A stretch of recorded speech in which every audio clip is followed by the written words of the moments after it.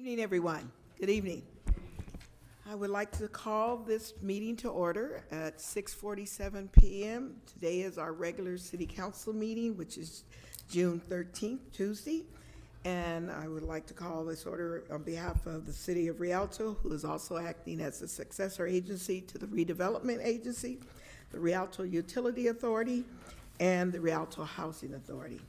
And I will call upon our Madam Deputy City Clerk, Maria Rodriguez, to do roll call.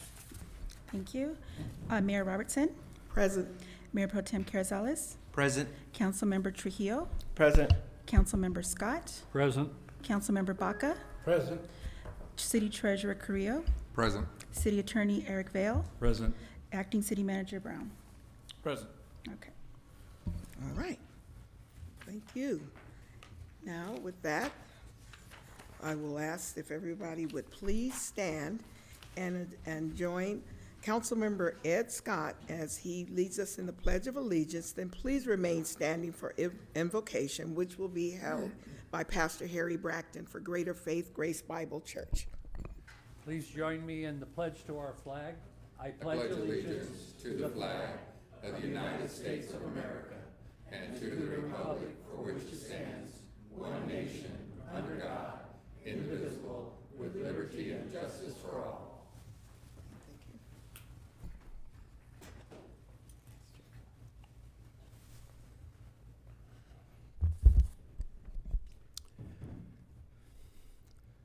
Father, I come before you tonight, lifting up the city council team that you have put in place here. Pray that you put your good hand upon them, grant them wisdom, discernment, to be able to proceed with the things on the agenda. We thank you for the proclamation of being presented tonight. And so, Lord, as this council goes forward, grant them the courage, Father, to know when to say no, when to say yes, and when to wait. There's so much you have to wrestle with, decisions and resources, and sometimes we know that it gets stress and strain. I just ask you right now, Lord, help them and guide them to make all the right decisions, that this city would know that this council is working hard day in and day night to make sure this city is well represented and meets all the potential it has, all the resources. I pray this in Jesus' name, amen. Amen. Amen. Okay, please be seated. Okay. Now I will call on our city attorney, who will report out on closed session. Thank you, Mayor, Mayor Pro Tem Council. I'd be happy to do that. Item number one on your closed session agenda tonight was a conference with legal counsel with regard to anticipated litigation. There were two items, an IDR for Ford, industrial disability retirement for Ford, and an industrial disability retirement for Russo. Both of those were acted on by the council unanimously and approved. We did present a potential liability item to the council. We gave direction to the city attorney. There was no other reportable action on that item. And also under this item, we did present a potential liability item having to do with a project in the city. We received direction, but there was no reportable action. There is listed 5 items. The 5th item was not taken up because it was resolved prior to the time of council. Item number 2 is the conference with legal counsel. There were 3 items of litigation. Those are existing litigation items. They are laid out in the agenda. Council received a briefing on those, but no other action was taken. Item 3 was a conference with your real property negotiator having to do with the new land investments purchase of property. The council received a briefing, but there was no action taken on that item. And then finally, item 4 was the performance evaluation of both the acting city manager and the city attorney. I believe the council did conduct those and conclude those items, but there's no reportable action at this time on either of those. Thank you. All right. Thank you, Mr. Vale. Okay, now the next items we're going to move to is presentations and proclamations. We have 6 of them on our agenda tonight. However, I'm going to do them in the order that I know that they came in at first. So The first one that I Madam will- Mayor, before you do, I have a point of personal privilege, if you don't mind. Okay, go ahead. I'd like to wish the mayor a happy birthday. Today's her birthday. No, it's not. It isn't today? The whole month of June is my birthday. Okay, the whole month But of June. Happy My birthday. birthday is Monday. And October. It's June 19th, okay? That said, all right, but thank you, Councilmember Vaca. And, you know, because of that, I want to acknowledge, and this is special, that he gives me a card every year. And it says, your birthday is seriously important occasion. But I'm not serious or important. So I got you this ridiculous card. And it's signed by, he said, Dear Deborah, I hope you have a healthy and happy birthday. And that's signed by our Commissioner Dale Estevan Vander. He's one of our commissioners in the Planning Commission. And I just want to say, Dale always, every year without fail, sends me a card. So thank you, Dale. So, thank you.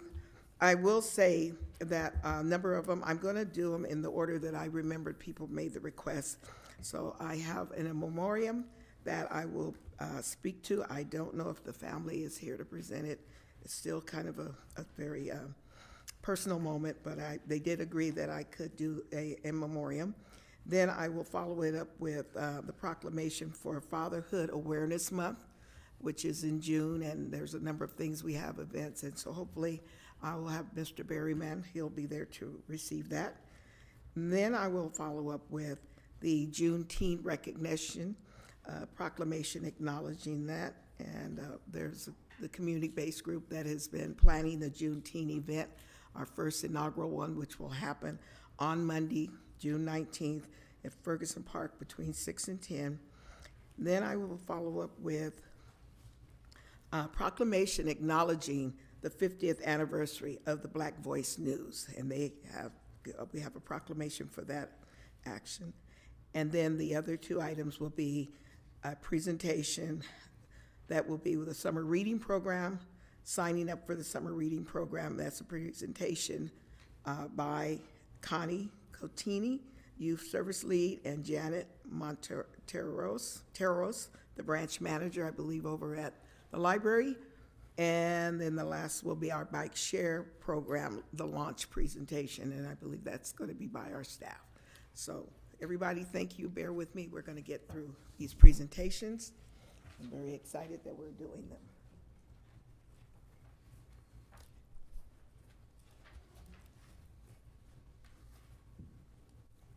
And I'll bring them all down so I won't have to keep coming back up and down.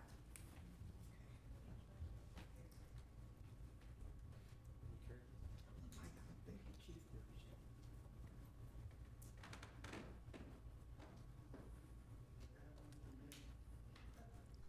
That's what he said. The men? You know, this equal opportunity around here, okay? Those are my colleagues, you know. They don't want to be insulted when they try to help me, and I said, get out my way. No. Okay, I don't know if the family, for Mr. Augustine, if he's here, I don't see him. He's one of our business owners. He's one of our members that's been in our community for a long time, and that's Stacy Augustine and his wife, Jackie. He did serve, and some of you know him. He served as our chair of the Budget Advisory Committee one year, and he is a business owner downtown Riverside. He owns the Jack's Billiard and Grill facility. He lost his daughter this year, his only daughter. It's been tough. And I do want to say, though, I will just say that we are putting this in memoriam for Brittany Lanice Augustine. She was born September 29th, 1985, and she passed April 8th, 2023. I won't read all of it. I'm more important that in our city now, when we have someone who's in our community and means something and touch our lives, anybody, if you ever want to have them put in our records as in a memoriam, because his daughter, they grew up in LA and she was a professional person. But I will just say that in 2020, Brittany left the corporate world and came to Rialto to reside with her dad, Stacy Augustine, and his wife, Jacqueline, and to be closer to her brothers, their wives, nieces and nephews. Brittany was a beloved aunt, and they all adored her. She was a guiding light in their lives, always offering a listening ear and a loving heart. She will be remembered as Auntie Brittany or Tia Brittany. Her passing has left a void in many lives that can never be filled. We can take comfort in knowing that she touched the lives of so many people and made a lasting impact on the world around her. She will be missed dearly by her family and friends who will forever cherish the memories that they shared with her. And this will be given to the family for them to keep. And this is series number 5 in the series of 2023 for this year. So that's going to be, Chief. You take that. Okay, the next proclamation, and is Mr. Berryman here? Hopefully, he was going to come. Is he outside? I know we limit.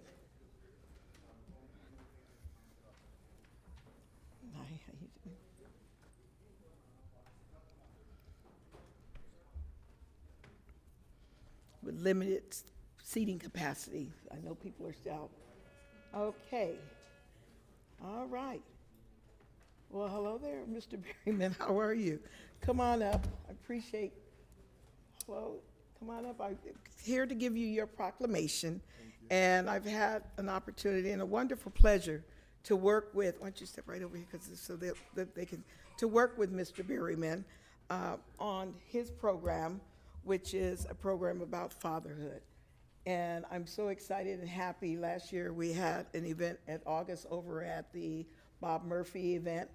And we, as you guys may know, we have this month, I also have kicked off a couple of years now, Men's Health Awareness Day, which will be June 21st. And then we even have a Men's Health Awareness evening conversation with our men. So it's very important that we focus, just like us ladies, on our health, that men focus on their health as well at all times. And we will hear more about that, but I encourage you to come out. But this proclamation that we're presenting to Fatherhood and to his organization says that whereas San Bernardino Fathers' mission is to enhance the engagement of fathers by promoting a culture of father inclusion and responsible fatherhood in communities. And whereas research shows that when fathers are engaged and positively involved, children perform better in school and exhibit healthier social and emotional behaviors. And whereas when fathers are engaged and positively involved, children are less vulnerable to the risk of childhood poverty, mental illness, juvenile delinquency, teen pregnancy, child abuse, and neglect, substance abuse. And whereas when fathers are engaged and positively involved, it increases the likelihood of children succeeding as adults in their careers, employment goals, and having involved parenting skills for their future families. And whereas the San Bernardino Fatherhood is committed to providing educational services, resources, and advocacy that will build a culture of responsible fathers for the well-being of children, families, and communities. And whereas the City of Rialto commends the San Bernardino Fatherhood for its work and contribution in promoting a culture of father inclusion and responsible fatherhood and supports its continued success. And now, therefore, I, Deborah Robertson, Mayor of the City of Rialto, along with the City Council, do hereby proclaim the month of June 2023 as Fatherhood Awareness Month to raise awareness to the residents and businesses of the City of Rialto regarding the importance of fathers' positive involvement in the lives of their children, families, and communities. Signed by myself and attested to by our City Clerk, Barbara McGee, and it's dated today, June 13th, 2023. So let's give them a round of applause. And we're not going to go off. I want you to share brief comments with the audience about your program and about your background and things that you would like to have them know about you. Sure. Thank you. Thank you. I'm so honored. This is truly an honor. San Bernardino Fatherhood is a nonprofit organization which I created in 2016 after working 20 years with Children and Family Services as a social worker. I left that department recognizing that there's a need to provide resources and services for fathers. Typically, in a lot of our social service systems, fathers are underrepresented and underserved. So that was the whole purpose and ideal, and I just wanted to thank you, Mayor Robertson, and as well as the City Council here in Rialto for this proclamation. And I just think this is a great time for our fathers. We need to continue to support our fathers, not to take anything away from mothers, because children they benefit from both parents, a mother and a father. So our challenge is just to bring both parents together, the mother and the father, for the benefit of the children and future generations. So thank you once again. Thank you, thank you. I also want to mention that we're also having a jazz concert with Walter Beasley Okay, at San Bernardino Valley College on June 24th, and the theme of the event is a tribute to fathers. All fathers, but specifically what we want to do at this event is to address our African American fathers and decreasing black infant mortality. San Bernardino County has one of the highest black infant mortalities within the states, in the state of California. And so we want to address all fathers, encourage all fathers to continue to be involved in their children, in their families, as well as their community. So thank you once again. Thank you all. we move on to Thank you, please. cards. Okay, I'll pass them out. Thank you again. Thank you. Yes, sure. Thank you, guys. Okay. Now, the next presentation was going to be received by our community-based organization. I don't see as, Captain, would you find out if, there she is. Okay, thank you. So come on in. All right. Now, this one here, everyone, I want to share with you. This is extremely special. It's historical for our city, and I'm presenting a proclamation to a young lady who is one of our citizens in our community and has been working with us on establishing our first inaugural Juneteenth celebration in our city this coming Monday on the 19th of June at Ferguson Park from 6 p.m. to 10 p.m. But as Councilmember Baca tried to point out, it's extremely special to me, and some of my family members are here, and I'll share why later, but there's the event. But I'm presenting this proclamation to the committee that has worked to make this thing come together. And so this is a proclamation acknowledging Juneteenth. Whereas on January 1st, 1863, President Abraham Lincoln's historic signing of the Emancipation Proclamation declared all enslaved persons in these United States were free. And whereas 2.5 years later, on June 19th, 1865, in Galveston, Texas, U.S. Major General Gordon Granger issued General Order Number 3, which informed the people of Texas that all enslaved people were now free. This day has come to be known as Juneteenth, a combination of June and 19th. And whereas, prior to signing of the Emancipation Proclamation, and there's a map up there that people often see and are really probably not aware of. Most of us know about Harriet Tubman and the Underground Railroad and her helping people who wanted to escape slavery go from the South to the North. But I have that up there because I want you to know, and I'm a history minor, prior to the signing of the Emancipation Proclamation and the General Order Number 3, over 5,000 enslaved individuals utilized what is known as the Southern Underground Railroad to seek freedom in Mexico, where they have since celebrated Juneteenth for over 150 years. And I have made a note in this that people will be able to see if you go to our records. It's an asterisk to let you know where this information came from. It's a part of the National Geographic article by Taryn White. Photographs are there, and it is called, the article is about across the border, the missions and the communities that also celebrate Juneteenth. And there's a particular city, I can't see it, it's Nesamanito, where they have actually, there have been people who went there, they're there, they came up, took their families back to Mexico, and that's where they became residents and citizens of Mexico as well. And whereas Juneteenth is also called Freedom Day or Emancipation Day, and is the oldest known celebration commemorating the end of slavery in the United States. Whereas Juneteenth originated in Galveston, Texas, has since been observed annually in various parts of the United States, often broadly celebrating African American culture and freedom. And whereas those who formerly enslaved were recognized for the first time as a citizen, Black Americans continue to commemorate Juneteenth with celebrations across the country, building new lives and new traditions that continue to be honored today. And whereas Juneteenth has become a state holiday in Texas in 1980, and several other states subsequently followed suit, whereas Juneteenth has been proclaimed, recognized, and made a federal holiday in the year of 2021, and whereas in the celebration of freedom, Juneteenth is a day to be recognized by all Americans in cities across the United States and abroad to come together during this day of celebration.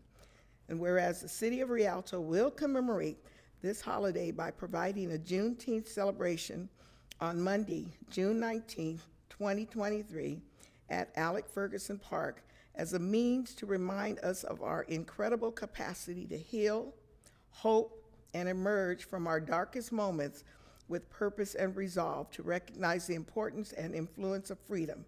And now, therefore, I, Deborah Robertson, Mayor of the City of Rialto, along with the City Council members, do hereby proclaim and recognize June 19, 2023 as a city commemoration of Juneteenth through the City of Rialto and encourage our residents to celebrate freedom. Now, this is Mrs. Davis. I'm going to give her this proclamation an opportunity to say a few words. But I have family members in the audience who, of course, and I'm going to share with you guys, this is very symbolic, very important, and I can't believe that I would find myself at this time and space here in Rialto, being able to, from my parents, my father was from Texas, my mother from Louisiana. They both have passed on. I was born in San Diego. As a little kid, I never knew anything about Emancipation Proclamation. All I knew was that every time June 19th rolled around, and some of them will laugh, and one's here to attest to, because she was there. Everybody came in from Texas, a couple of days. They brought a lot of food. We had a big party. And all they said to me as they walked in was, "Hey, Deborah, it's your birthday. You're a Juneteenth baby. Happy birthday." I just grew up thinking it was all about me. I really, guys, you guys, why would a 2-year-old or a 3-year-old or anybody know about Emancipation Proclamation? All I knew is that they all showed up without fail every year. And one of them's laughing, and she remembered having birthday parties at the beach. We would have them there, and sand got in my cake one year. No one ever connected the dots. And the funny part about it is I knew it had to be about me because I have 2 other siblings. One is 11 months behind me. She was there before I had my first birthday. But I found good sense of positive of who I was because every time her birthday rolled around May 15th, nobody showed up. I mean, so how do you measure that as 4 and 5? So I find it amazing, and I hope today in a council action my colleagues and I will take will only add to the history and the records of this city that if we are fortunate and we resolve and accept our resolution, we will be making this a holiday. And the irony is it would be on June 19th, which is coming this Monday. And then what else is so sweet about this? We take this action, and the first official holiday in this city will happen on the day that I was actually born, on Monday, June 19th. So I'm just like, ah! Okay, no, guys, composure. So I wore my birthday suit and everything, and I want to share something else. People want to say, there's a lot of things we would have, and you've heard it before, and it's even in a spiritual gospel about the blood. But in June 19th, the celebration of drinking red soda pop and red water was to commemorate all of the blood that was shed by those who were trying to to escape, to seek freedom, and only just to have freedom. And so red is a very important thing in our culture, and it means something about the activity. So with that, I'm going to present this to Ms. Vicki Davis, who has been the chairperson of our committee, and give her a chance to say a few words. And thank you again for all that you've done and the growth that you've had with that. Go ahead, Vicki. Thank you so much, Madam Mayor. I really appreciate the recognition of our committee. It really has truly been a community collaborative effort. Something of this magnitude, definitely, I do not do it by myself, and I just want to thank also the council members who are here and allowing this space for this event to be recognized. I really appreciate the opportunity to contribute something so valuable, not only to my culture, but to our community as a Rialto resident, born and raised. It's really a very significant moment for me, and just gratitude and appreciation to all of those who have been supportive of it and making it happen. I also just wanted to say that the theme of our event is it's a family affair, and that's because even though Juneteenth is traditionally celebrated in the African American community, we want to encourage the spirit of family and community and togetherness for all of those in the city of Rialto. And so everyone is invited to participate and to celebrate this historical moment with us. And we hope you do come, because it's going to be a really good time. So thank you so much for this opportunity. Thank you, Madam Mayor. Thank you, honorable council members. Thank you. Thank you, Vicki. Yes, we've wonderful success. Last count, we have over, I think, 72 vendors that are signed up, and it's a free event, so please just come out and join us. Now, the last proclamation, and I'm looking through the room, someone here to receive the proclamation on behalf of the Black Voice newspaper. Could they be, she's outside? Could you let them know it's one of our residents as well? And I think some of you definitely know the family members.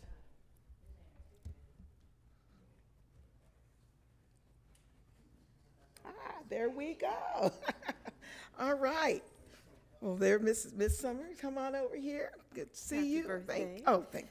Thank you. We have cake, but I have business, so they're eating my cake back there. Okay, and this again, having one, before I read it, just say it, to have the pleasure to have known your mom, your dad, your brothers, your sisters, and it's great. It's great to be in this space at this time for me. I mean, when I first came here, I didn't know anyone, but I met your family, met your mother, and her brother, who has been a former elected official. And I get the honor of saying I gave him his first job at Caltrans. So anyway, as an intern. But proclamation on behalf of the Black Voice. Whereas the Black Voice News was founded in 1972 by a group of students from the University of California, Riverside, and it has a rich history of serving the African American community with news and information relevant to their lives and experiences with. And whereas the Black Voice News has been known for its authentic and accountability reporting through the investigative journalism, community engagement, and commitment to social justice issues. Whereas the Black Voice News, through its in-depth coverage and analysis of strained relationships between police departments and the African American community, has led to increased awareness and dialogue around policing and racial issues. And whereas the Black Voice News has consistently highlighted the importance of political representation for the African American community by covering local elections and encouraging civic engagement. And whereas the Brown family have been the stewards of the Black Voice News for over 20 years, as the newspaper has seen tremendous growth and expansion during their leadership. Under the guidance of the second generation, the focus for better education, economic development, and community empowerment continues to be addressed for and to the African American community. And whereas the Brown family has been recognized with numerous accolades, such as Hardy and Cheryl Brown being inducted into the Gallery of Greats for their contribution to journalism, Hardy and their daughter Paulette serving receiving the Justice Kramer Newspaper Publisher of the Year Award for outstanding work in the field of journalism. Cheryl receiving the Philip McCombs Achievement Award for Distinguished Publisher, and the list goes on. Now, therefore, I, Deborah Robertson, Mayor of the City of Rialto, along with the City Council members, congratulate the Black Voice News for its 50 years of being a vital voice for the African American community. Again, it's signed by myself, Mayor, and attested to by our City Clerk, Ms. McGee, dated today, June 13th, 2023. And Lynn, as you were coming in, I was letting them know, we all know you. You are a resident of Rialto, and I salute your mom and them and everybody for so long period in journalism. So with you, your mic, your turn. Hello, everyone. I just want to say thank you so much for this proclamation.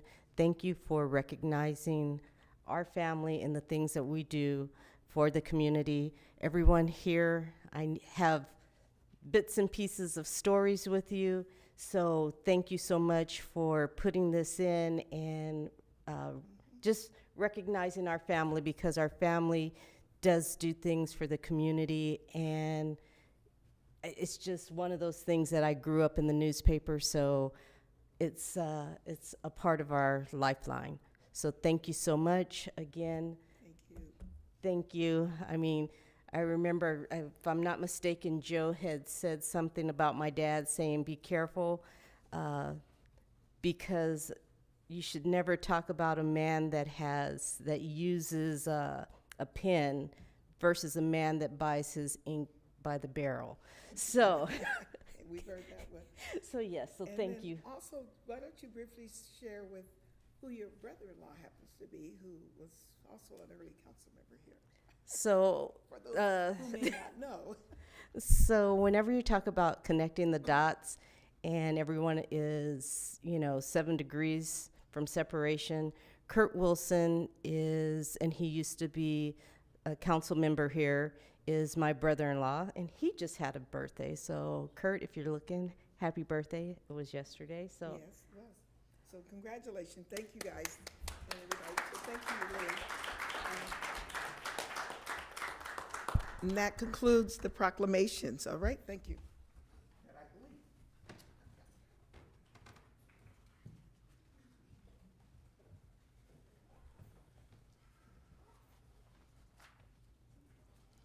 Okay, thank you. Now we will move to oral communications. And during this period, this is a section that if you would like to speak on any matter that's just general oral communication or have any comments, I would encourage you either, if hopefully you've already filled out any forms. We do have 2 people who want to speak under oral communication. And anyone else, if you'd have something you'd like to speak on general, you can either fill Mayor. out a form. You had 2 more presentations? Oh, I'm so sorry. That's what I thought you were telling me you had 2 people. You're right. No, okay. Sorry, guys. Jumping ahead. It was 6. I did 4. So now we'll move to the summer reading program, and who is going to? It's going to be presented hopefully by Connie, and then also Janet Materos. Hey, Connie. I'm so sorry. I overlooked you guys. So I think we have a full presentation. A quick little spiel, if you'll let us. Go right ahead. Yeah, thank you. All right, well, good evening, everyone. Thank you for having us. Thank you, Mayor. Thank you, council members, staff, and all of our city members here. My name is Janet Monterosa. I'm the branch manager over at the Rialto branch, which is super far away, about 10 feet, right next door. I just want to say thank you so much for letting us come in and tell you all about our summer reading program. So the San Bernardino County Library is excited to present a fun and educational summer reading program entitled Heroes Assemble, being held from June 5th to July 29th. Each year, we present an educational and entertaining program where children and families are encouraged to read for rewards. In doing this, the children retain their reading skills acquired during the school year, helping prevent the summer slide and be more prepared to start school in the fall. When adults participate in our summer reading program, they also help model reading as a pleasurable activity and help build good reading materials, or good habits, sorry. In addition, the program emphasizes the library's place in the community, a place where children and their families can enjoy themselves and gain a lifelong love of reading and learning. We do use an online system called Beanstack, where all participants can sign up, log their reading, and keep track of their progress. Each participant visits the local library to redeem their rewards and are entered in opportunity drawing programs. This is a free program, and we have taken the opportunity to sign up the entire council, so you will all be getting nice little bags from us today. And we invite that the rest of the city and city staff come in and sign up, and the rest of the community as well. You can sign up by visiting us, again, right next door, and downloading Beanstack. We also want to share that we offer summer activities. On Mondays, we offer our Little Heroes program at 11 for kids ages 0 to 5. A lot of dancing. You'll get to see Miss Connie there. On Tuesdays, we have performers or presenters. We had a magic show today. We'll have a magic show next Tuesday at 1 o'clock. On Wednesdays, we offer teen craft, so for our teens who can get a little more intricate with their craft skills. And on Thursdays, we have a family craft station, so everyone can join in. We just made an awesome Wonder Woman and Wolverine last week, so come join us on Thursdays at 11. So thank you all for this opportunity to share with you and the City of Rialto all the programs that we offer here at the Rialto Branch Library, and I look forward to seeing all of you. Well, thank you. Thank you, Janet, for the presentation and got bags. Yes, so much. Have a great evening. All right, thank you. Okay. Thank you. And thank you, Connie.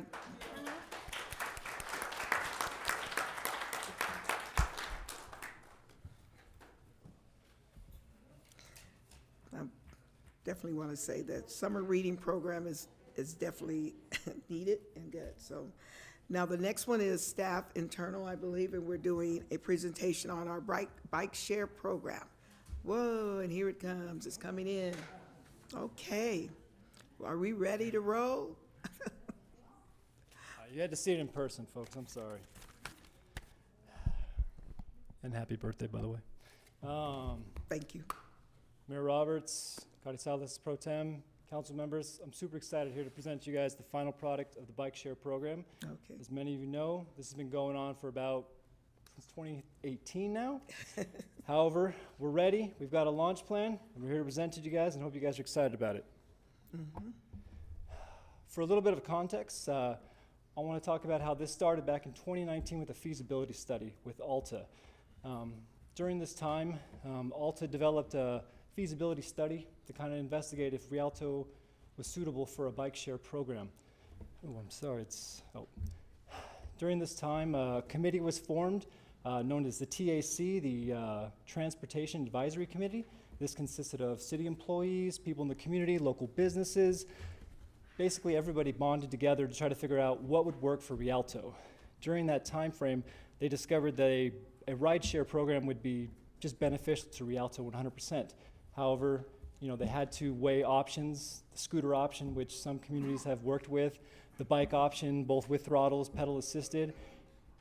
Basically, with what they came up with, they decided we're going to present this to council, and with that time, you guys approved of a bike share program that would have pedal assisted for the whole community. In 2020, you guys presented the idea of go out, let's get funding for this. During this time, Clean Mobility Options was offering a grant to cities in the state of California. That grant went out. Shortly after, in 2021, the city was awarded $1 million from Clean Mobility Options. This grant was fully funded by the state.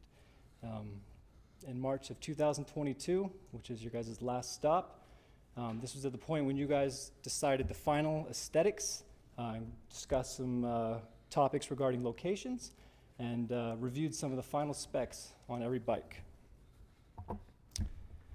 This is a brief diagram of the specs. Also, a photo of your 125 bikes located in the warehouse in Rialto off of Valley. That is the final product you're seeing there, also the same bike right here as well. The bike has a number of security features. The basket will hold 15 pounds of weight. The bike will hold a minimum of 300 pounds.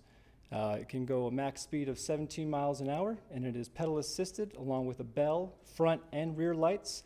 The front light is constantly on as long as there is charge in the battery, and the rear one is solar operated. Just a little bit more before we get into the good stuff and talk about funding. This program has been fully funded by grants. Since 2018, when the city was awarded the MSRC grant for around $460,000, council agreed to earmark $244 of those $1,000 to produce some kind of rideshare program. Those funds were matched from that grant with AB 2766 funds, an amount of $166,000. Of course, the remainder funds came from the Clean Mobility Options Grant for $1 million. All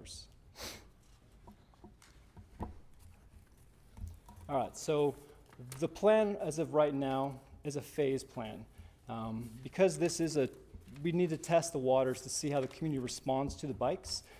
We are initiating a phase plan where we will have 11 initial stands through the city for the first 3 to 6 months. Each of those stands will have anywhere from 3 to 5 bikes depending on the time of the day and also depending on the usage. You won't see Renaissance yet. That is part of phase 2. That is an ongoing, something we've been communicating with the team over at Renaissance. They've been very good, very supportive, very vocal. However, they have invested a lot of money in some of the area over there, so they are not enthusiastic yet until they see this fully operational. And they said they want to hear about it. Good news is, though, we did find our location at Renaissance, which allows us to work with what the grant said we're allowed to do, which is located on Shoal in Ayala, which is, best way to look at that is behind Grocery Outlet. We've worked with engineering to discuss this to make sure this follows compliancy with what the grant's offering, and this is something that we are planning for phase 2 to make sure we do give something to Renaissance, which we are really adamant about doing. The following locations would be on Cactus, which is still ongoing with construction, and the one that is on hold indefinitely would be Riverside Avenue and Valley, which was also approved by the grant. However, because the city is not 100% comfortable with bikes, we want to make sure that they're fully safe and they understand high congested areas before we do initiate something like that. But that is not off the table, depending on how the public responds to the bikes, of course. Of course, and then it comes down to fees, how much it costs to ride these bicycles. So right now, it's set at $1 to unlock the bicycles, and at about 15 cents per minute. Statistically, most people are riding these bikes for 5 minutes. So you could look at about a $2 to $3 charge for these bikes. We're also trying to offer veteran fees, senior fees, as well as discounted fees for lower income residents. All of these you're able to put this information into the app, which we'll discuss a little bit more in a moment.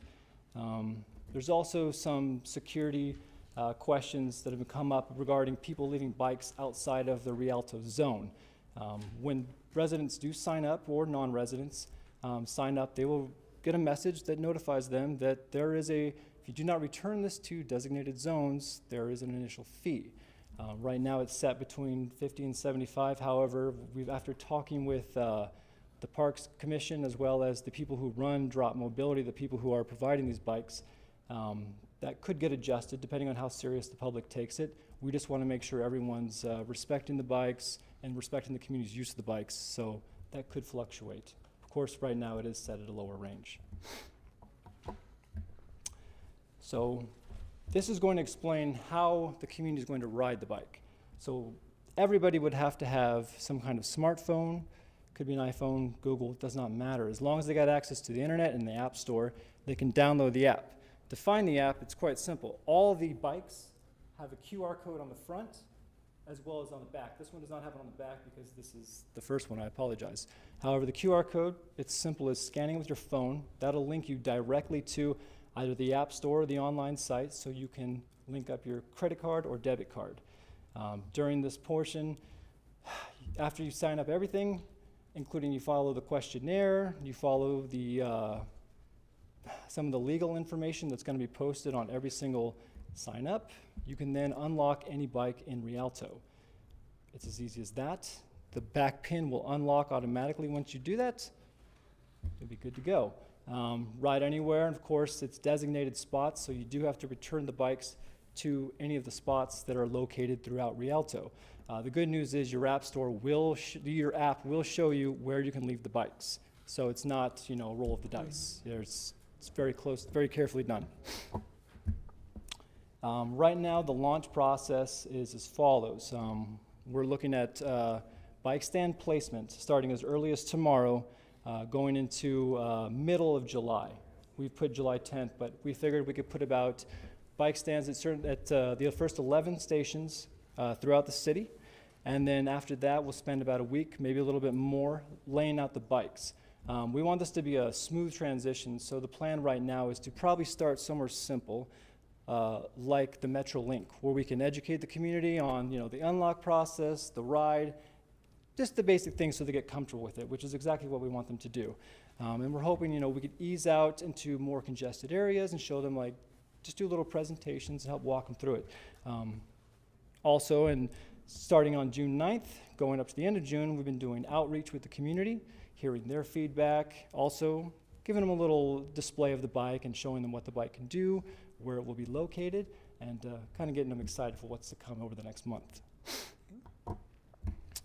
And that is it. Thank you very much for your time. Do you guys have any questions? All right, thank you for the presentation. I don't know if my colleagues or any of them have a question. I just have one on the location map.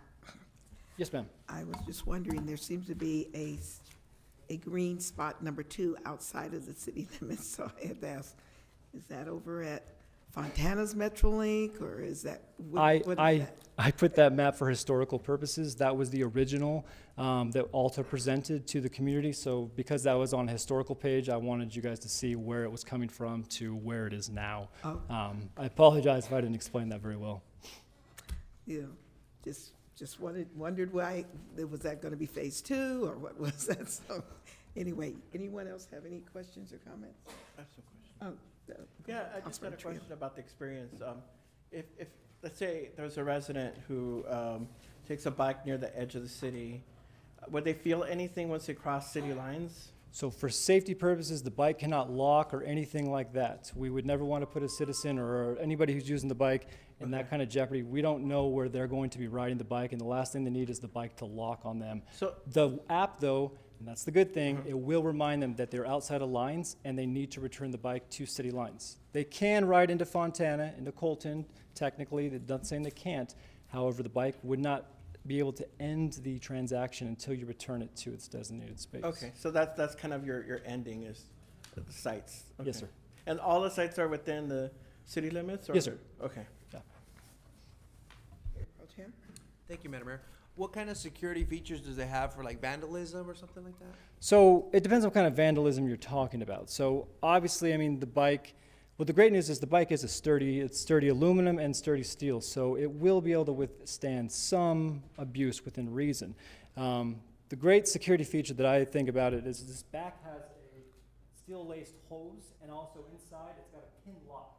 The pin lock is super and it's also got a security beep, so should you try to move the bike when it's locked, it'll make an obnoxious beep. You won't be able to miss it. It's quite frustrating, but the pin inside of it, the back wheel will lock. And so basically, if you were to attempt to steal the bike, you would have to do this. And at that point, still, there is GPS in the bike. So they still know where the bike is getting relocated. However, it is also doubtful that's going to happen because all app users who do use the bike are required to take the hose and lace it through the back chain and hook it to the bike stands. So unless someone does not lock the bike properly, that would be quite difficult. Not saying it won't happen, but it will be quite difficult. Great. Now, what if someone crashes it? So that is something that is a reality that we definitely had to discuss a lot of.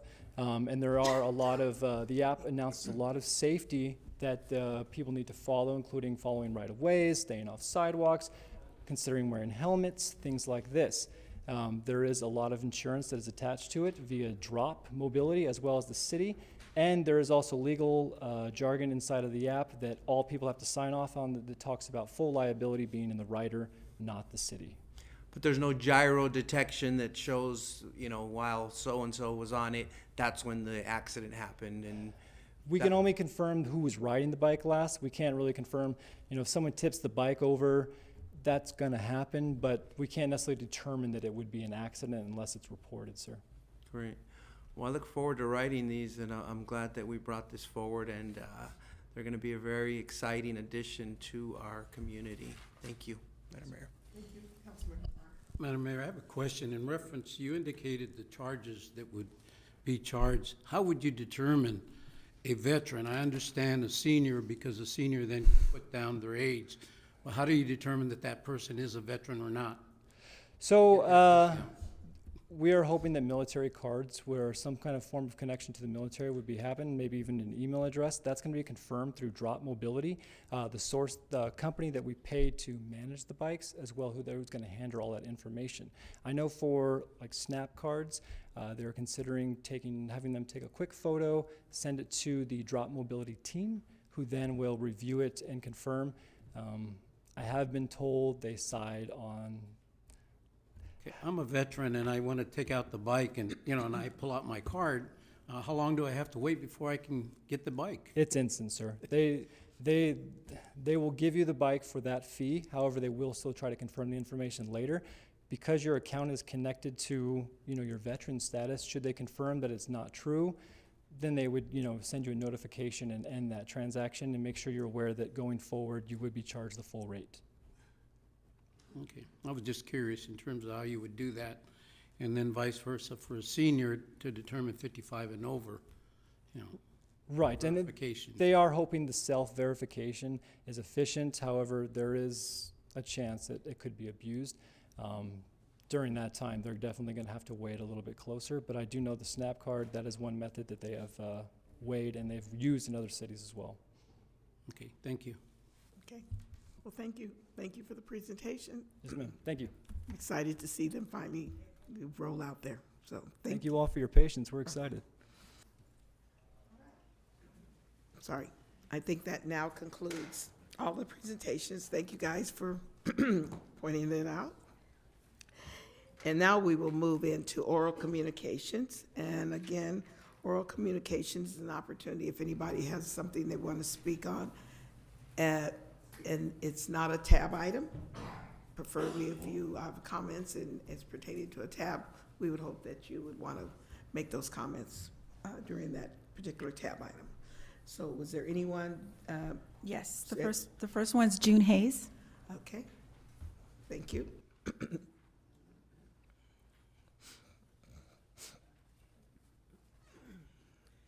June Hayes, Director, Division 1, San Bernardino Valley Municipal Water District. For those of you who are unaware of what San Bernardino Valley Municipal Water District is, it's your water wholesaler. 25% of the water that comes into the city of Rialto comes from up north. We get that water for you, bring it down here, and sell it to the city of Rialto to provide it to you. We all know we live on the edge of the desert. We've been through a lot of droughts and things like that. We need that imported water in order to maintain our quality of life. Recently, about a year ago, San Bernardino Valley purchased a piece of property, 1,645 acres, out way west, out in Highland. And we are getting ready to do our master plan for that. There will be several community workshops. We want the input from the people that we serve to know to know what's going on, and also to give your input onto what you think might be valuable for us. The first workshop is way out there, and that's going to be on June 22nd at 5 p.m. in Mentone. I have flyers here that I will present to council. And I have several back there that if it's okay with the mayor, I'll lay on the counter out front. And I would hope that you would all come out, give your input, tell us what you think, learn about the project, learn about Valley. Thank you. Thank you, Ms. Hayes. Okay, thank you, sir. Any other? Margaret Lomelli.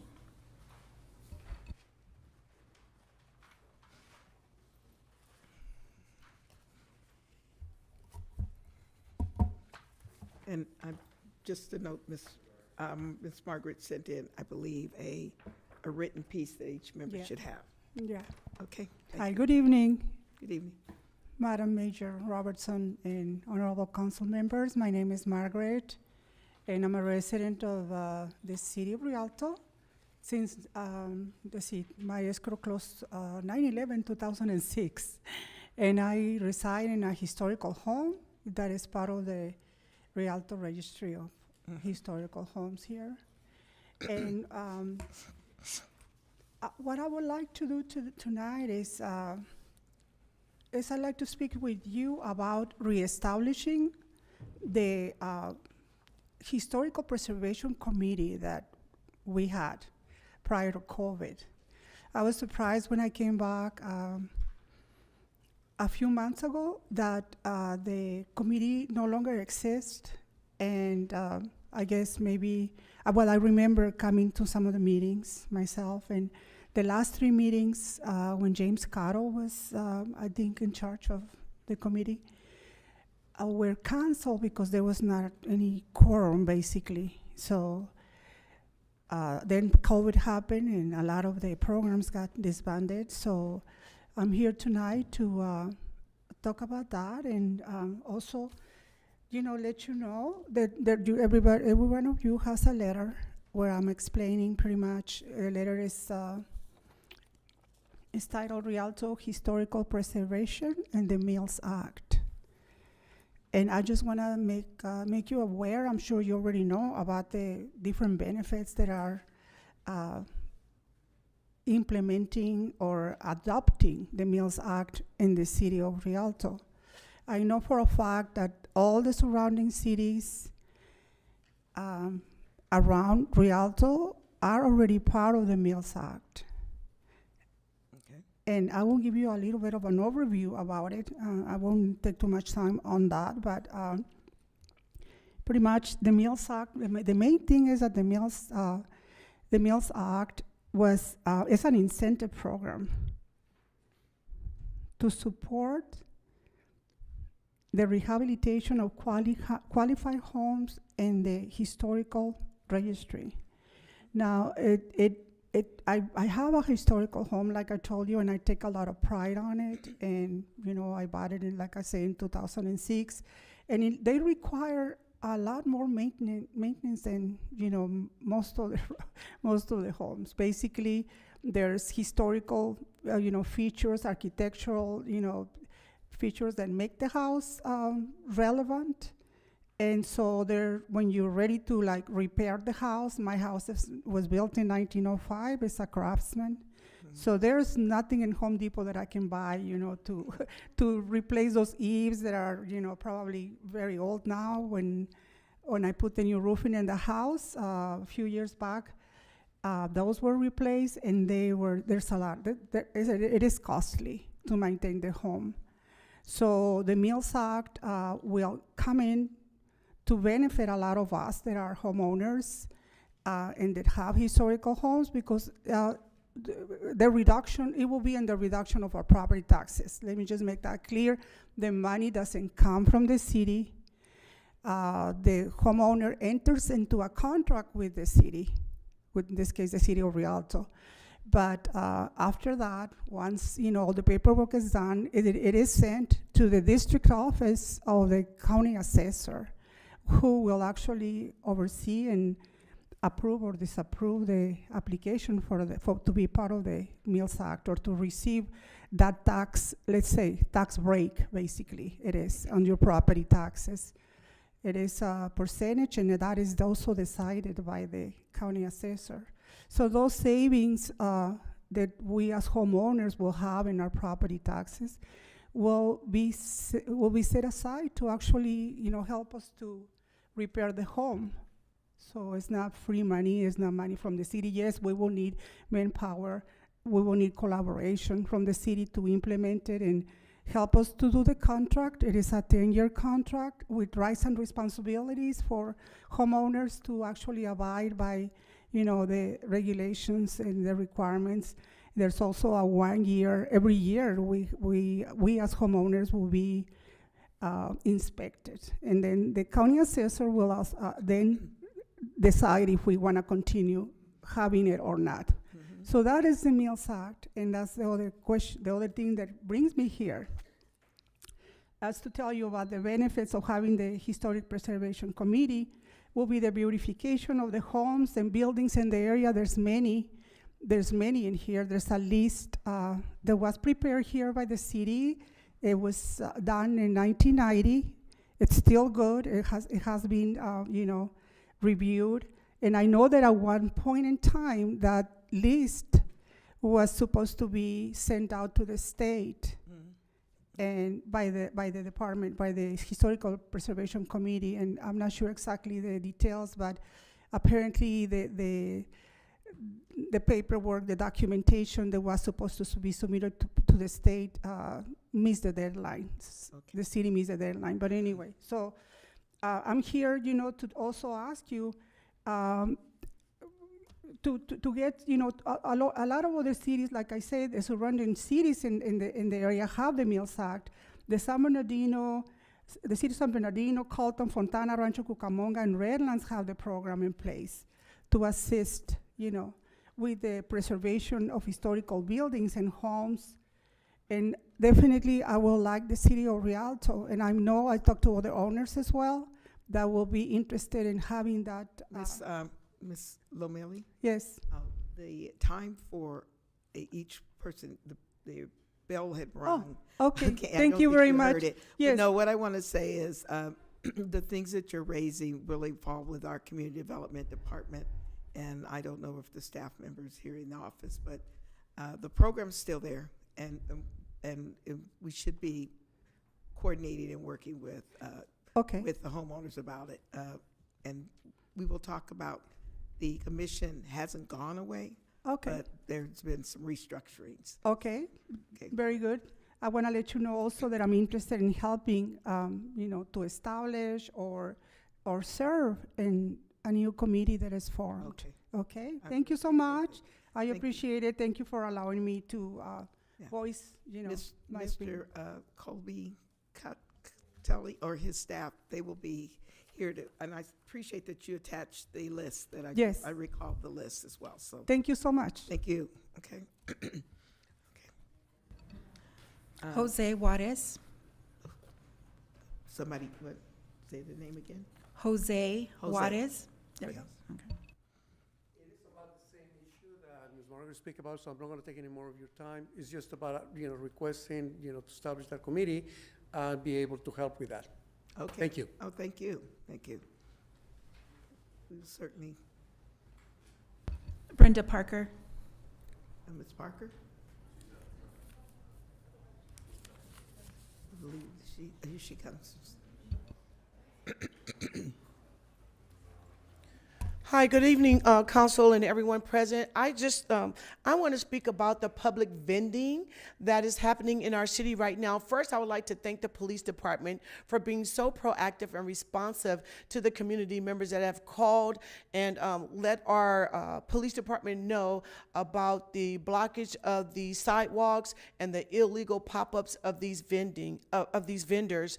I'm here to ask the city council to please, as these rules and regulations come down from the state of California, I know that we're going to be governed by the state of California for these public vendors, that we take the time to include our citizens here in the city of Rialto as we develop all of our provisions and our ordinances for our city, because I have no problem with public vending, but I think that it's very important that maybe we have a place for them to vend, a safe place for them to vend, because as you know, as this vending is going on, it creates blight, it creates trash, and it creates a very serious safety issue.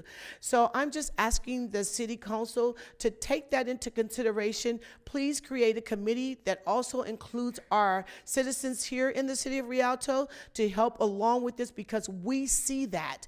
It's 5 of you, but it's several of us within our communities and in our city. We see the pop-up vending that's going on. We see the blight. We see the trash. So I'm very interested in being part of that ordinance creation for our city and keeping our city beautiful and clean. Thank you. Thank you, Ms. Parker. Anyone? Lupe Camacho. Ms. Camacho. Thank you, Madam Mayor, members of the council. I wanted to support the nice lady that came up talking about the historical homes. I always brag about my historical home all the time. And some of you have seen it. It's right off of 3rd and Riverside. It's a beautiful home. Got it back in 1996. I think it was meant for us, for me and my husband. We've been there. We've raised our children there. They're now going into high school. Well, one of them's going into high school. The other one's in high school. And so we love the home. It's a beautiful home. It is expensive to maintain. It's expensive to paint. You got to get the historical colors, which you only find in certain locations or certain, paint distributors or paint makers, manufacturers. And so it does cost. And I know we've been maintaining our home for, these last 25 years, and it is costly. It is costly. I have resisted putting in just run-of-the-mill windows. I love those pulley windows. They're so beautiful, and they open from the top down and from the down up. They're just very beautiful, and they're all framed in the original wood. We've got all original wood floors, and we would love to get any help that we can get, even if it's only with the taxes of the home, through any program. I'm very interested in this Mills program, and I would support it, and I would love to volunteer in any way I can, provide support, assistance in any way I can. So you've got a resident here that would definitely support it and help, and anything you guys would think would be that deemable and that we could do together to help preserve our historical homes, because they are beautiful, and I love living in it. It's just the nicest home I've ever lived in. So anyway, thank you very much. Thank you. Thank you. Lynn Summers wrote open communication. I just want to verify if she wanted to speak under open communications. Summers? Lynn Summers? Or was it just the tab item? Yes. Yes. Hello again. Hello. Okay, so you've heard me before. I'm going to keep saying this because $3 million that Burtec or any trash company is going to be making, especially off of the residents of Rialto, that some of that money, whenever we're talking about the taxes that are doing on composting, I believe that some of that money should always come back to the community. I believe that there should always be a sunset clause.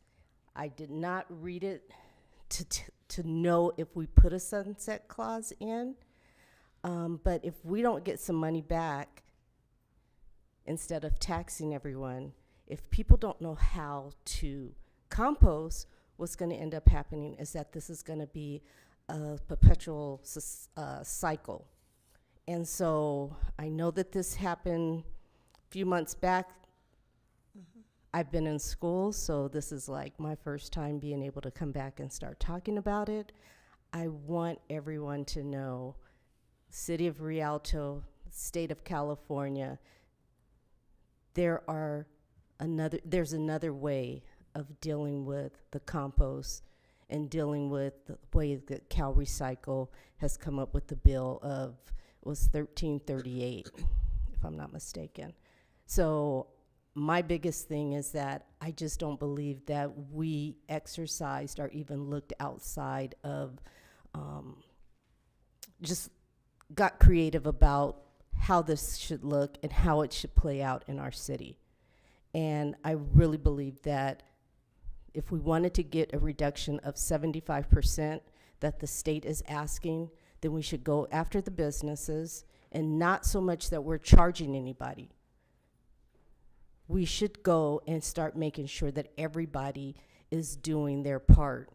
I still continue to get stuff from seniors, and it takes a little baggie that I pick up from the seniors and do their composting.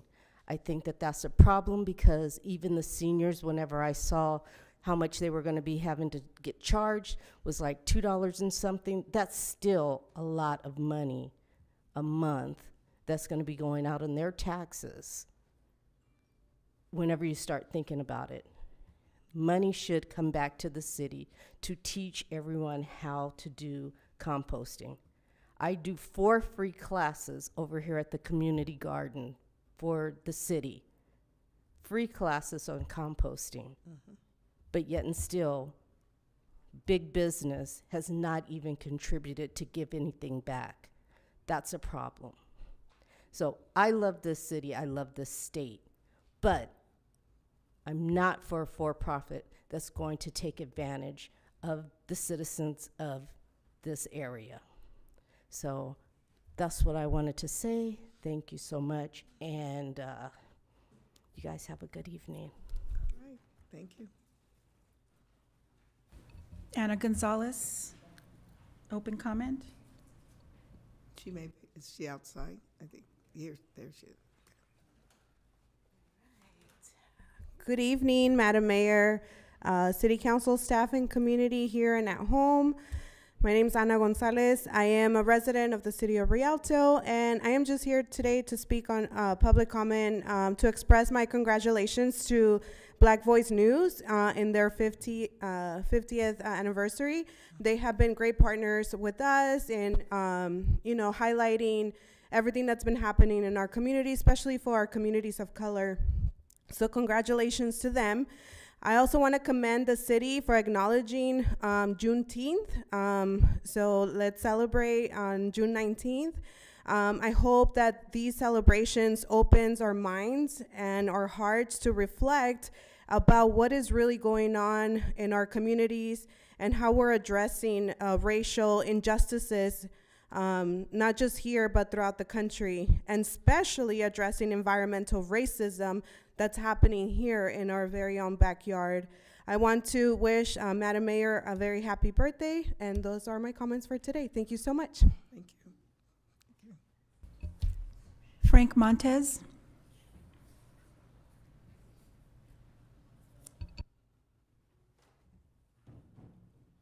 Good evening, Madam Mayor, City Council members of the community. My name is Frank Montes, and I'm a small business owner and a small business advocate.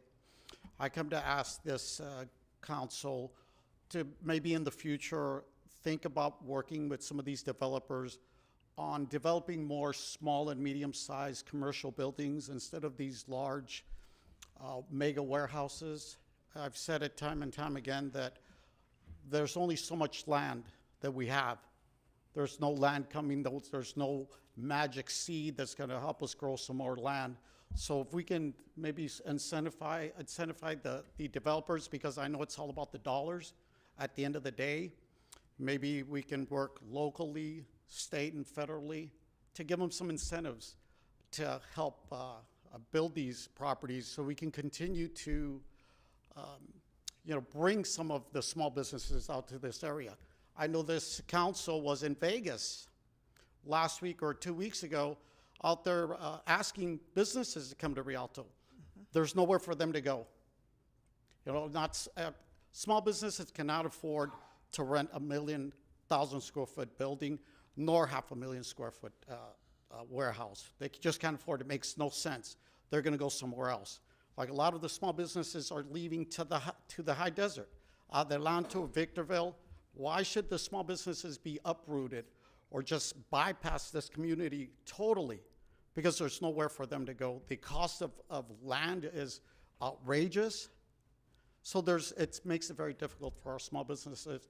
So that's what I'm here to say is if we can somehow incentivize the developers to build those types of projects, that would help and bring more tax revenues and good paying jobs and jobs that will create new small business owners, because our small businesses the employees learn a trade there, they can take that trade and open up their own small business. So long term, we gotta look at these things long term, not short term. We do a lot of short term things. A lot of short term things are going on right now, and that's not gonna help this city 10, 15, 20, 30 years from now. So please think about that and take that into consideration. Thank you so much. Have a good day. Stephen Figueroa. Steve Figueroa, president of the Inland Empire Latino Coalition, and I'm also a small business as well as a housing advocate and child advocate for children in the schools. I think I know everybody up there. I think I've worked on everyone's campaign up there. And what I have learned since I grew up in Compton working my first campaign in 1969 is government is of the people, by the people, and for the people, not of the developers, not by the developers or for the developers. It's the people who knock on those doors and say, we support you, we want to encourage you. That's got to mean something, just because they don't have the millions of dollars to spill around. When they call their family and friends, that's got to mean something. Tell them, you know. I know I couldn't be here last time because my sister passed. I had to go, so my apologies. But I can't help think that years ago, Ed, when I worked on you, we were cleaning up the corruption here. And there was a lot of corruption, and we cleaned it up. And that it might be happening again. That's kind of scary because we did a lot of hard work. And sometimes people take actions and are afraid to take a step back. I think you need to take a step back. You know, if what I read in the paper is accurate, it smells just like what happened with Duncan Hunter or Gary Miller. When you create legislation or you vote on legislation without disclosing certain information, but you're going to benefit from it. And look what happened with Duncan Hunter. Look what happened with Gary Miller. You don't want those investigations. The city's been through that before. So perhaps it's time to say, you know what? If government's of the people, then let's give it to the people. And let's let them vote on something. Let them empower them. Be the leaders and say, you know what? We're going to give this to the voters because this is their town. They speak. They walk with us. You know, they don't have much, but they knock on all the doors and they pass out the flyers and call all their friends. That's got to be worth something. It's got to be worth it. You know, right now, I have on my car a broken axle and 2 broken ribs because all the potholes with all the trucks. And to put in for government to reimburse, it's have you called your insurance? Have you did this? They don't want to reimburse. So are you saying, hey, are you creating a slush fund so the city don't have to repair all those axes and you're not going to fight it? You don't hear that, right?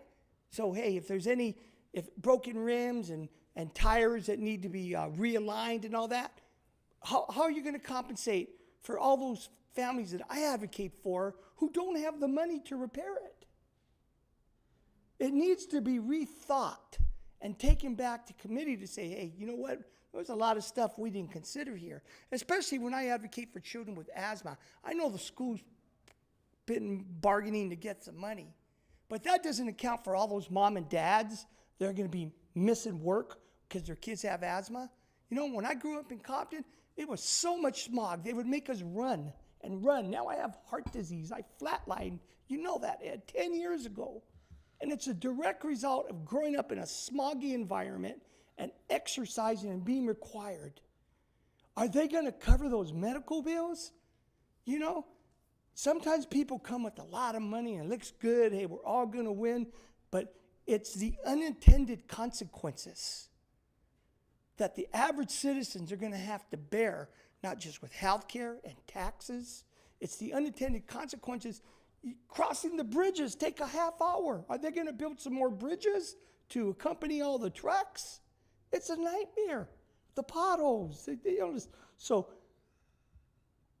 before you approve anything, you know, tab 4, go back, rethink it, and say, you know what? We need to revisit, invite some of the community members to give more input, and then let's bring it back either to a vote for the council or a vote by the ballot. Thank you.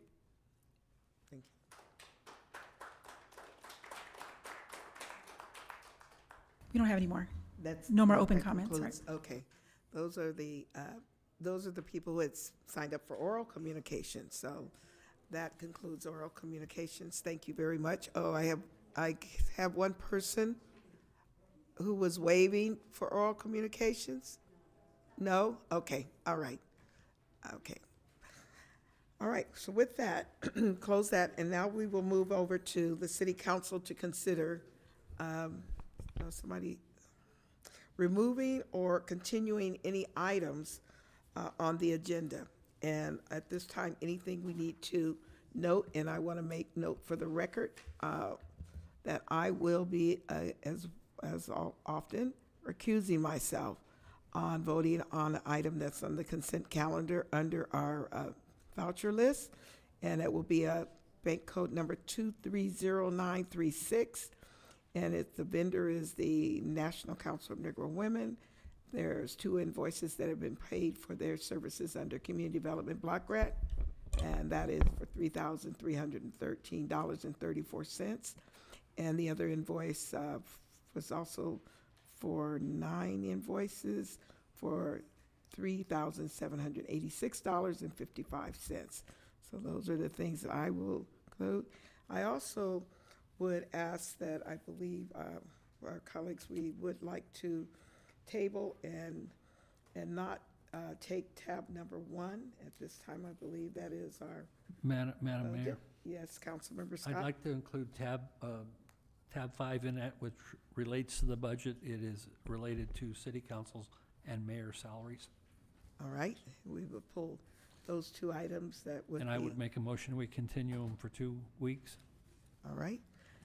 And can I get a second? If not, okay, seconded by Councilmember Baca. So we will be tabling and continuing for 2 weeks, tab 1 and tab number 5. Council, your lights on? Mayor, Something? staff would request that you remove and continue until your next meeting, item D1. It's a claim for damages. The full support for that claim wasn't provided in your package. We'd like to provide the full support for the claim and bring it back at your next meeting. Okay. Appreciate that. The information is not there. Any other items, colleagues? Anything that anybody needs to abstain on? I do have one comment on, see, it is looking through safe routes to school. There's some, okay, F2, excuse me. I just want to comment on F2. F2, okay. Which is safe routes to school. And I know, okay, number F2, you would like to comment on? Yes. And I also, even though it's on consent calendar, I would like to comment on the resolution, which would be F6. So you would comment on F2. Yeah, I just, I saw that we're actively, working on grants for a lot of these school campuses in our community in partnership with the school district.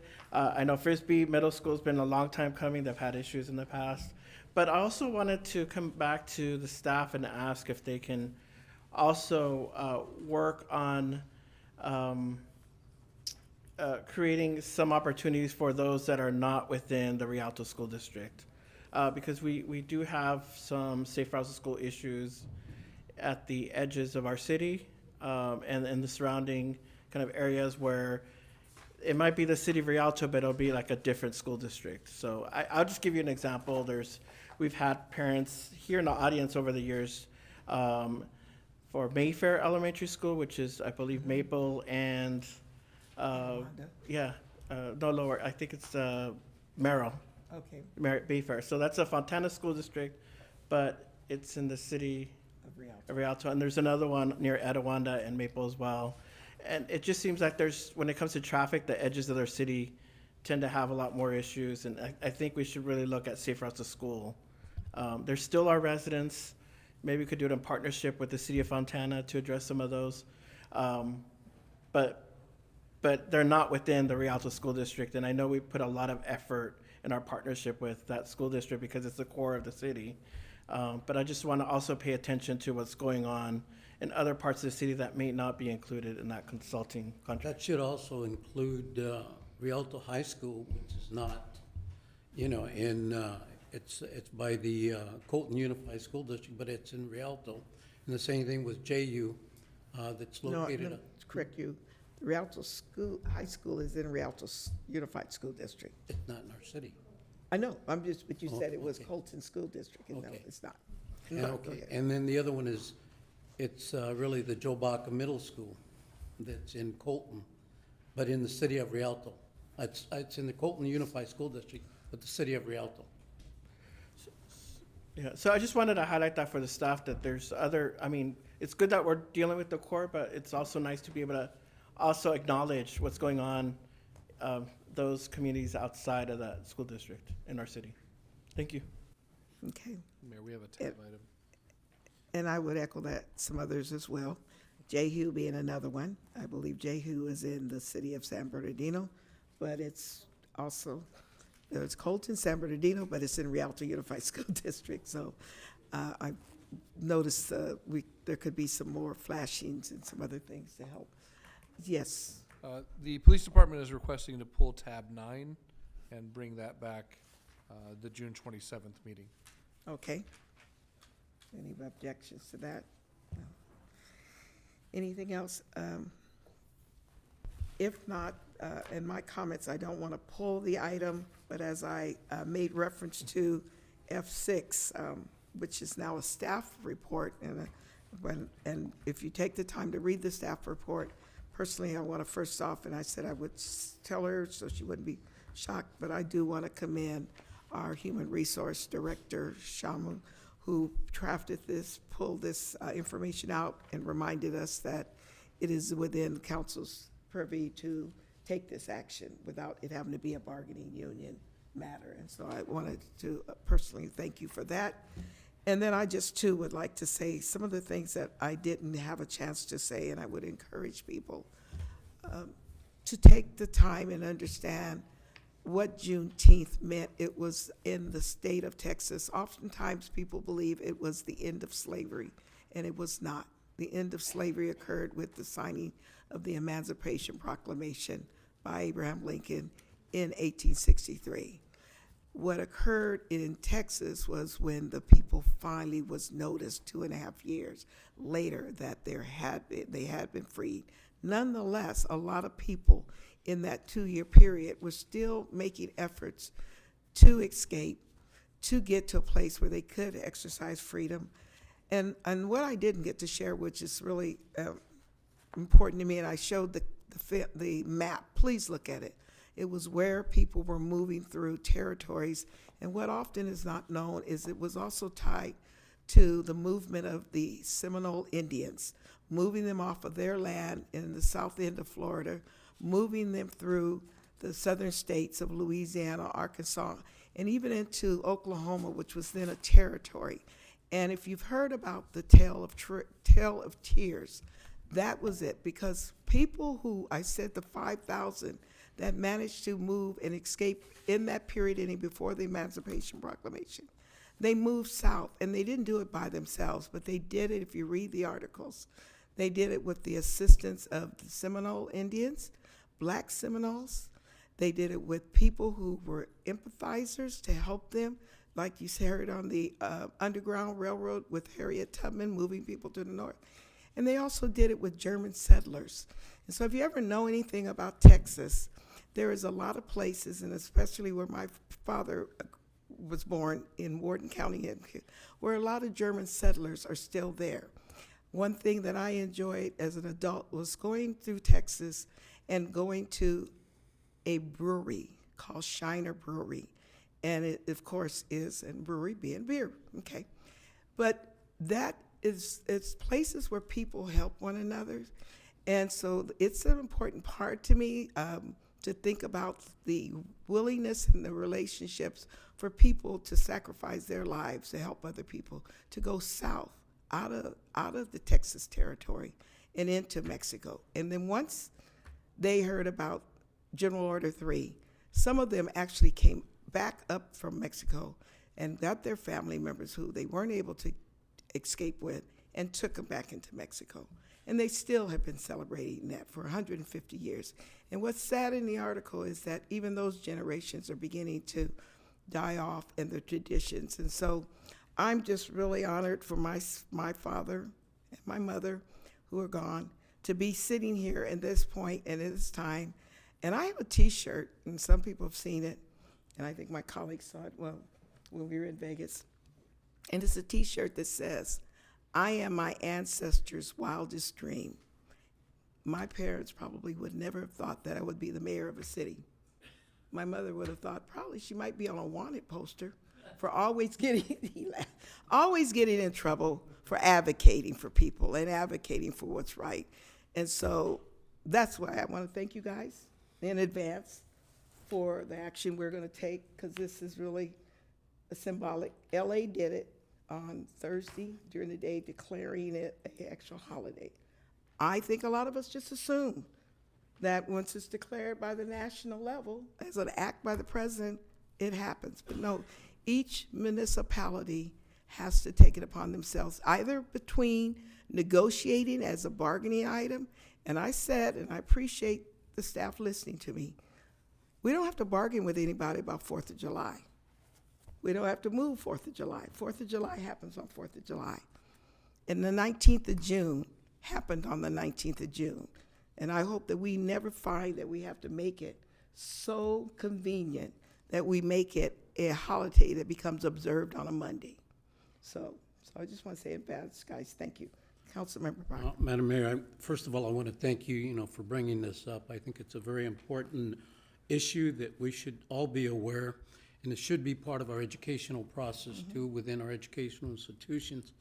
And what we should begin to do is to begin to publicize it in our newsletter as well, about the importance of this day and its impact it has. So I commend you for it, and hopefully we can do additional promotions so this way our community is aware of the importance of that particular day and what happened historically. Wow. Thank you. So anyway, that's it. So now if there's anything else on the consent calendar that we need to address, if not, I'll entertain a motion. So moved with the notes that are provided to us.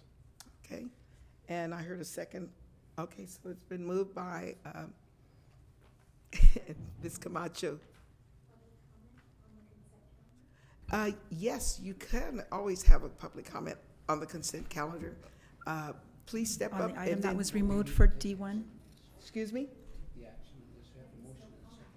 Well, I don't, do you need, you would like to comment She before would we like to take make a our comment. action? Or?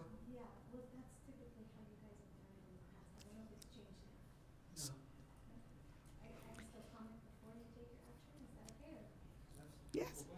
Mm-hmm. Okay, Lupe Camacho? Yeah, and then just fill out a form. She did, Okay, yes. okay. All Yes, right, item thank you. D1, the one that was just removed, yes. Thank you very much. Public comments are always a part of the consent and the tabs. Right, that's what I remembered. I know I've been away for a little bit, but anyway, thank you very much. Thank you, Madam Mayor, members of the council, and fellow residents. I had wanted to speak on D1, which was, I believe, pulled by staff, if I'm not mistaken. And I wanted to make sure that I was speaking on this only because, again, it's the claim that you filed, Mayor Robertson, for, the $5 million. The items are not complete on the website. So there's only like the pages and it says attached, but there's no additional supporting information. So I understood that's why it was pulled, but I just wanted to make sure that that was brought to the attention, that those items, of course, because, and I'm speaking on it because I had several residents that reached out to me and said, hey, can you look at this? Can you read it?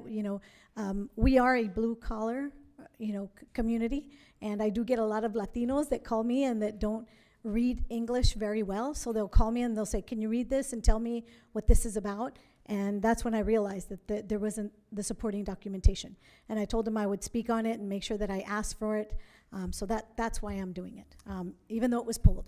But thank you very much. No, but thank you. Yeah. Like you said, you haven't been here a while, but that was one item that I think we brought up before, with even as relates to closed session items. Oh. And then tonight, I pointed out again in our closed session that when you go into the Legistar, and then documents should be there for people to see. Right. When we post, and they're not there. And they're not there, yeah. And my colleague, Mayor Pro Tem, commented to me that, he told me I should get my grandchildren to help me. But I told him, I totally know. I was joking.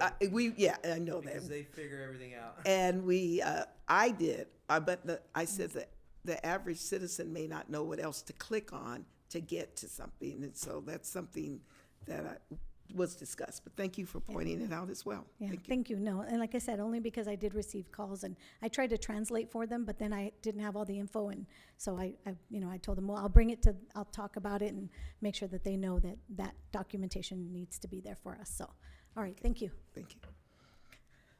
Okay, anyone else, with or without? If not, we had a motion on the floor for Councilmember Trujillo motioned and Councilmember Baca second. And if there's no objections, then the motion carries for moving the consent calendar.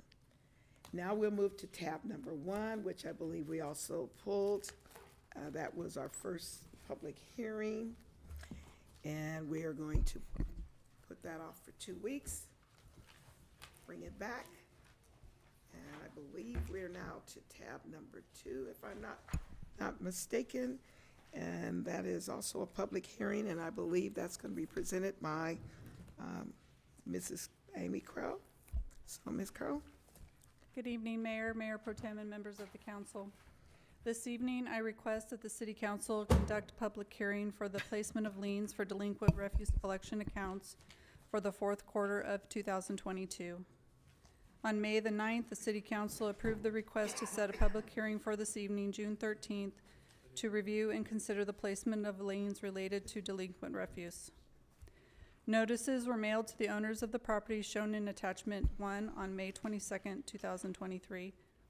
At this time, I would request that the City Council conduct a public hearing, take public testimony, and consider the placement of liens against the delinquent properties identified on Exhibit A of the resolution, and adopt Resolution 8094, authorizing the filing of liens against the properties for delinquent refuse accounts with the San Bernardino County Auditor, Controller, Recorder's Office. And this concludes my presentation, and I'm available to answer any questions. Okay, thank you. This is a public hearing, and I would ask if there's no one who's wanting to speak at the public hearing, I would entertain a motion to close the public hearing. Question? Okay, well, for staff? Yes. Okay. On the liens. Yeah, as soon as we close the public hearing, then you can ask staff whatever questions, if you don't mind. The public Motion hearing to is close the open. public hearing. Second. Okay. It's moved to, motion by Councilmember Scott to close, seconded by, I think I heard Mayor Pro Tem Carrizales. If there's no objection, we're closing the public hearing. Now, I believe Councilmember Baca has a question for you. Yes, I have a question in reference to the liens that are listed on here with addresses. I happen to have a neighbor that's just around the corner to my house. She's an elderly African-American lady that lives there. Sometimes her grandson comes over. She got the notice. I went over to her house today and said, hey, there's a lien on your home, and have you paid it? The grandson, says, we just send a payment. It's just an embarrassment situation when someone gets a lien if we haven't really contacted that person somehow. I know you may have sent out notices, but sometimes a lot of the elderly don't look at a lot of those notices that are going to their homes, and that is a problem. And somehow we need to make sure that we do reach out to them and communicate with them why there's a lien on their why there could be a lien on their home if they haven't paid for that verbiage or trash that they are trying to collect on the amounts that are here. And there's a couple of others that I saw on here too as well. Well, what is being done, or what did you actually do before you came out with this list?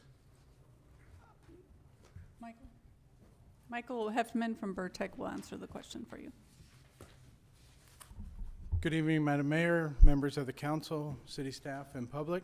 Thank you for that question, Councilman. As part of the process of notification, there are letters that go out after the account becomes delinquent. There are also courtesy calls that are made to the phone number on record, and then ultimately this notice will go out to the property owner for the address, making them aware of the delinquent balance. Yeah, Mike, but part of the problem is that, we have some elderly folks that are there that don't look at a lot of their mail when it comes in, and they wait for someone to come and interpret that for them that live in those homes. And on this particular home, I've seen signs of Mayor Robinson at her home. I've seen Trujillo's signs there. Of course, you've seen mine, signs out there. I've seen other signs. They've got a beautiful home in that area, the one at 1830 North Sycamore Avenue. And they're just elderly, and I just, concerned. Okay.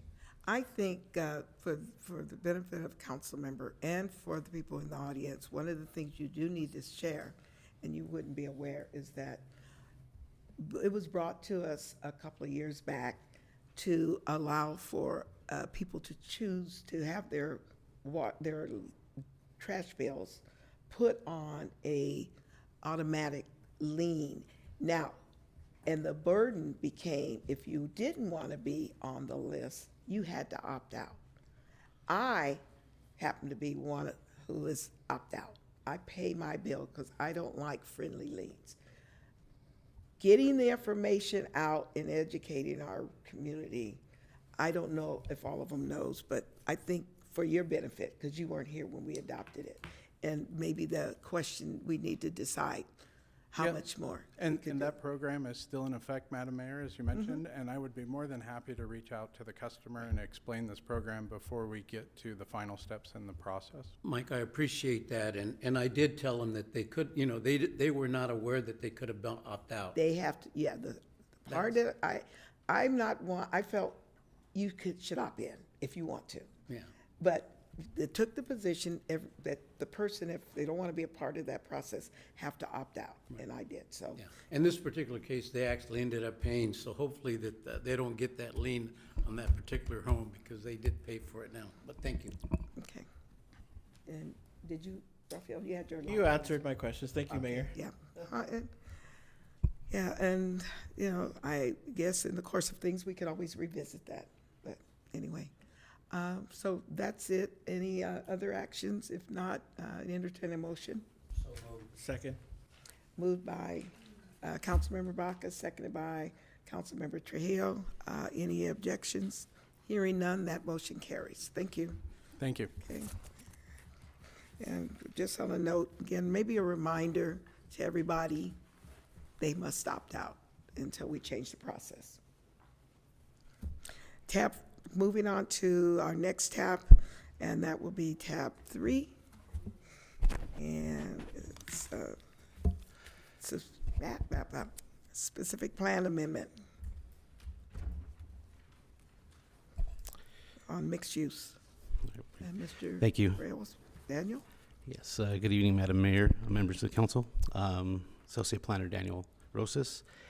So tonight for your consideration, the applicant Fernando Acosta and George Becerra asked the council consider specific plan amendment 2022-0001, precise plan of design 2022-0025, and the environmental assessment review 2022-0037.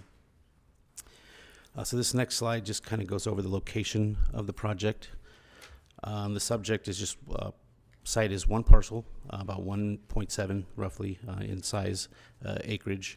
This is on the east side of Cactus, about 360 feet south of Foothill. Technically is still within the Foothill Boulevard specific plan. Specifically, the property in question is zoned commercial mixed use within the Foothill Boulevard SP.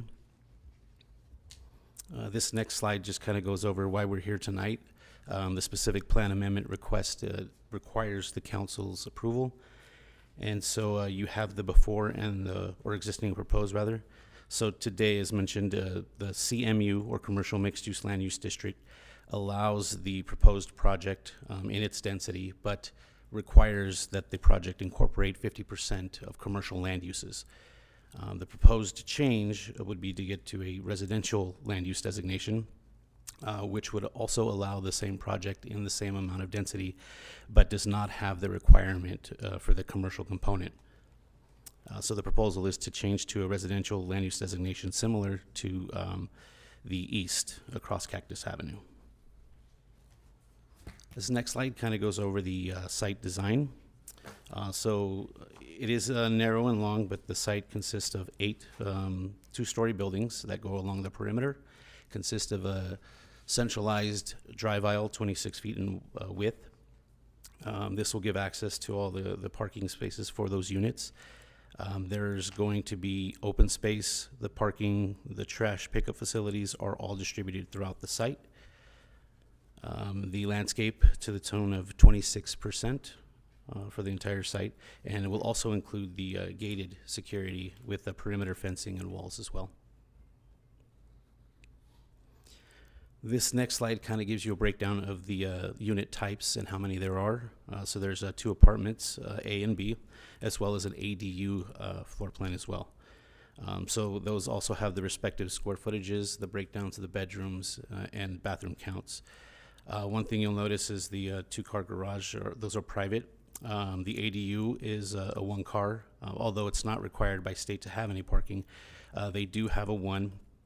I believe when this went to EDC, it originally probably was 2, but at the request to incorporate a 1-bedroom at the first level, that is what the ADU floor plan looks like. The next slides kind of go over the architecture. So the picture, or I guess perspective that you have there in front of you, is one idea of what it would look like from the street view along Cactus Avenue. And then right below that would be the elevations for some of the buildings. Now these buildings will have different color schemes. There's a color scheme A and B, but these elevations for these buildings, they have a 26-foot high with all the architectural trims. They have stone veneers, tile roofs. This next slide kind of gives you a perspective of what this project would look like from the back. I guess this would be the far east, so looking out towards Cactus, where you would see some of the amenities that are provided, which include 2 shade structures, some open lawn area. They also have some playground equipment, barbecue, picnic tables, and one of the major amenities incorporated here is the indoor community gym. And then lastly, here's some more elevations, but also shows you what the decorative trash enclosure would look like with the block, the open trellis. And that's what I have for you tonight. So the planning staff's recommendation to council is to adopt the attached resolutions K, Exhibit L, and Exhibit N that would adopt the Foothill Boulevard Specific Plan Initial Study Addendum, number 1, to approve the change in the specific plan land use designation from CMU to RHD for this parcel, and allow the development of the 21-unit apartment complex with 5 ADUs, subject to the conditions, findings and conditions therein. That's all I have for you, but I believe the applicant is also here in case we have a question. Okay, this is a public hearing, and if there's anyone who has submitted any documents. I have no request to speak on this item. No request to speak. So if there isn't, I would entertain. Move to close the public Second. hearing. Okay, it's been moved by Councilmember Scott and seconded by Councilmember Baca to close the public hearing. If there's no objections to that, the public hearing is closed. We still have questions of staff as well as the applicant, so I don't know. I know Councilmember Scott has a question, and I thought Councilmember, and then I have a question, but I see and Councilmember Trujillo. So, Councilmember Scott. Mr. Rosa, this project is apartments, Yes, sir. and these are standalone buildings on separate lots? No, it'll remain 1 parcel. Yeah, but they're 8 individual buildings. Well, when this project came to EDC, it was presented as townhomes, I believe. Yeah, I believe the design, and the applicant could probably speak to it too, but I believe that his intention was to design them so that they had a townhome feel to them, but they were still going to be proposed as rental units. They were never presented to us as rental units. I have a concern about this, about the ability to break up these lots and sell them individually and have individual unit apartment buildings in here that are not consistent with each other. We've had a history in this city of having those kind of projects, specifically on Jackson, in some other areas in the city, Shamrock. Willow. And they've turned into problems because you end up with absentee owners. So how do you intend to prevent that? Yeah, so it's my understanding that in order for them to sell off or there would be a map required, whether it's a parcel map or a condo map. But, I mean, we could place a condition of approval there, but I don't know, would have to speak to council and how that would stand up, like in the future, if we condition this prohibiting such things. Mr. City Attorney, question for you. I can't support this item tonight on this basis because they could theoretically come back in a few years and break these buildings up and sell them as individual buildings. Is there some way to require it to be maintained and kept as an apartment complex? I know that in order to sell these as individual units, they would have to come back and process either a parcel map or a subdivision map, which would be subject to the discretionary approval of the city. That doesn't mean that you're prohibiting it. And I understand that, Yeah. but it's happened in the past, and it becomes a huge problem for the city. If the council's desires to look for a way to prohibit that in the future, I think we would have to continue the item. Can it be and deed look at this with restricted? the planners. I'm sorry? Can it be deed restricted? Yeah, we would have to look to see whether a deed restriction would work in this place. I can't say off the top of my head. Madam Mayor, I would make a motion to continue this item to a future meeting until we can have these questions answered. I'll second.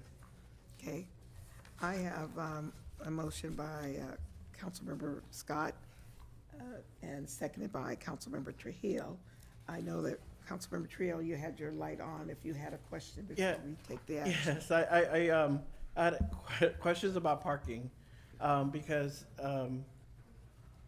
you know, two kind of parking spots for each residential sometimes isn't enough, especially in the city.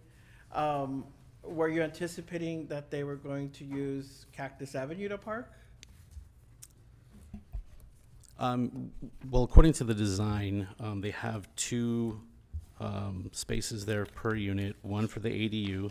I believe in the staff report, according to what we can calculate, the requirement is 48 spaces, and what's being provided is 62.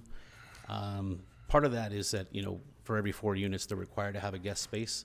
But in that case, you know, so they're beyond that by whatever that case is. But they have sufficient. They're overparked. But you're right. I mean, other than those designated parking spaces, the drive aisle itself, you know, would have to be restricted from any parking there.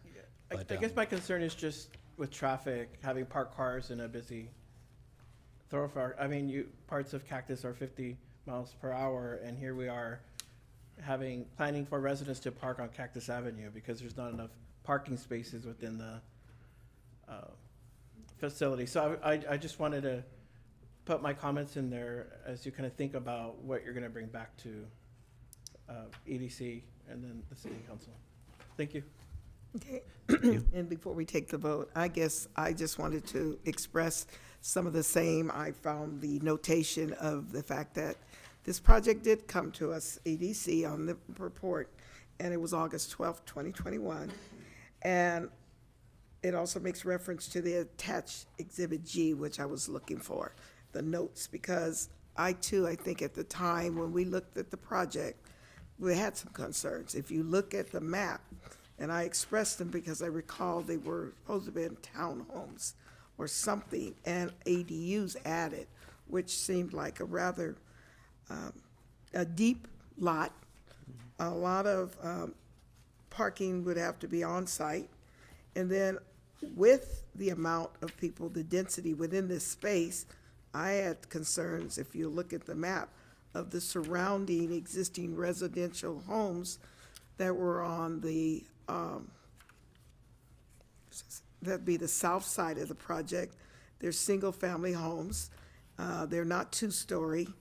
And to the back, there was just already existing homes. One even, it looks like, has a pool.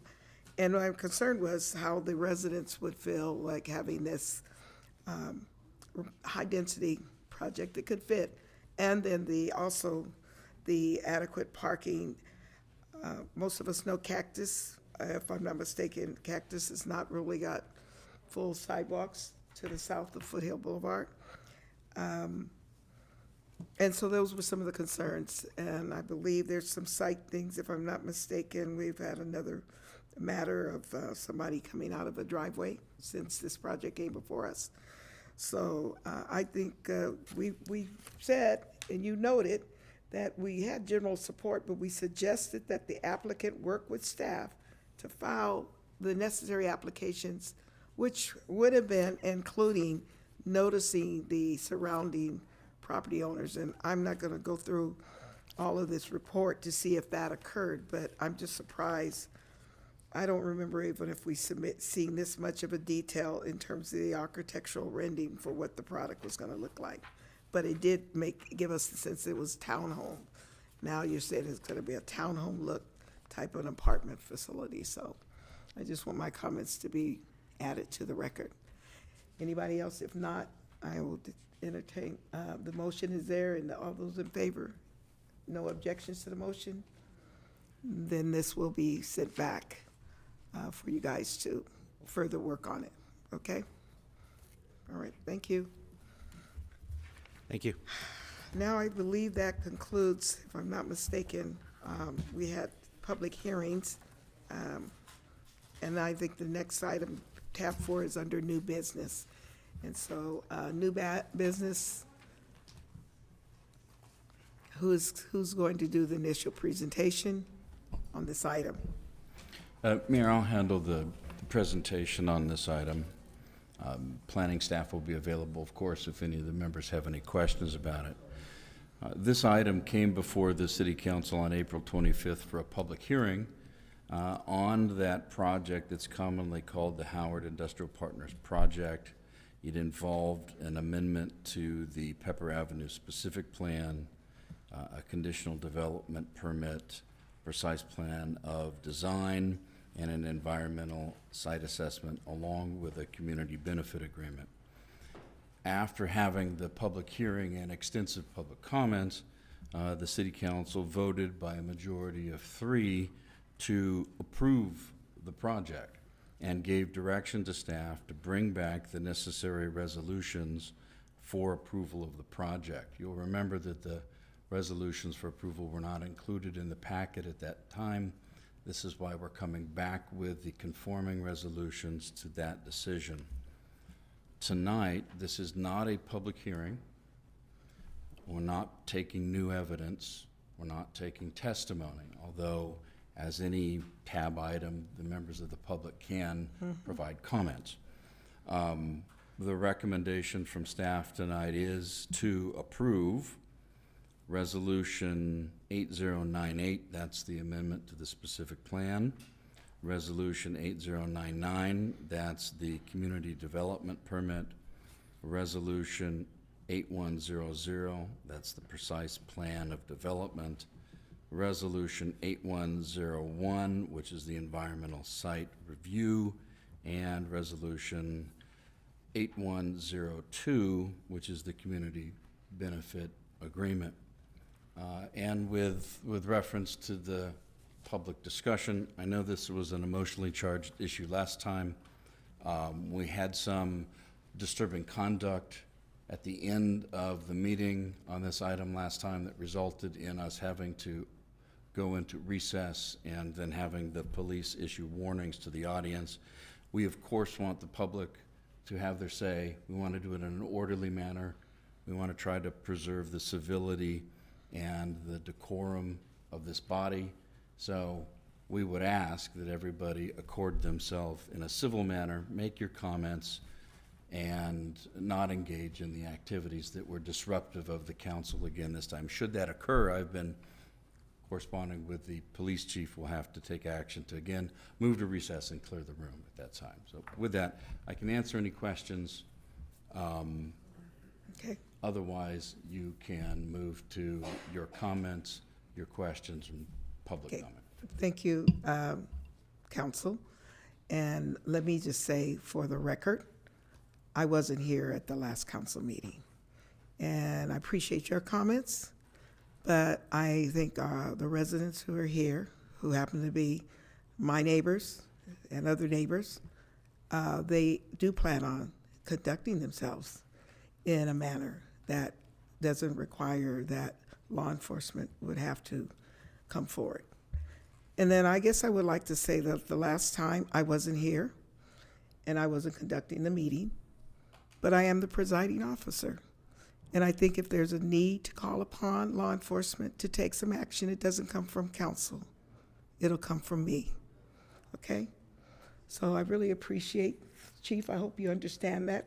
Not because I've heard everybody wanted to be on point, who's going to say something and who's what.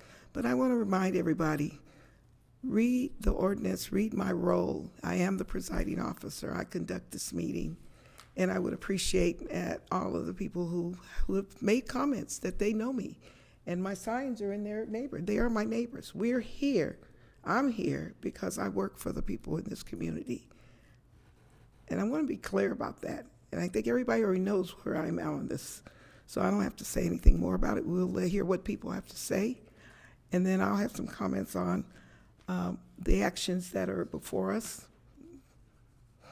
Things that I've been told we can't do anything about, and some of the things that I think maybe shouldn't have even been in front of us if this is the way this is going to go. So with that, is there anybody who wanted to speak to this matter? Yes, Mayor. I'll call up the first one. It's Evelia Sands. And just to remind everybody, if you haven't noticed, there is a timer in the top part of the screen. And I appreciate, again, if we would demonstrate that you have 5 minutes to say whatever you would like to say. So thank you. I'm Avelia Sands. Good evening, Mayor Robertson and City Council, others.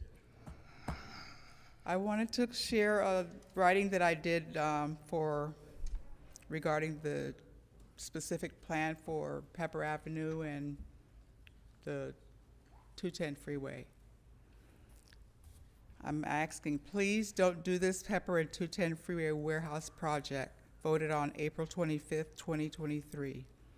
We, the residents, want to win this cause for the sake of our health, children, air quality, beautification, and blessing of the Pepper Avenue specific plan of 2017 in a community commercial development with shops, restaurants, family support setting in the planned hope-for expectation of our homes, our futures.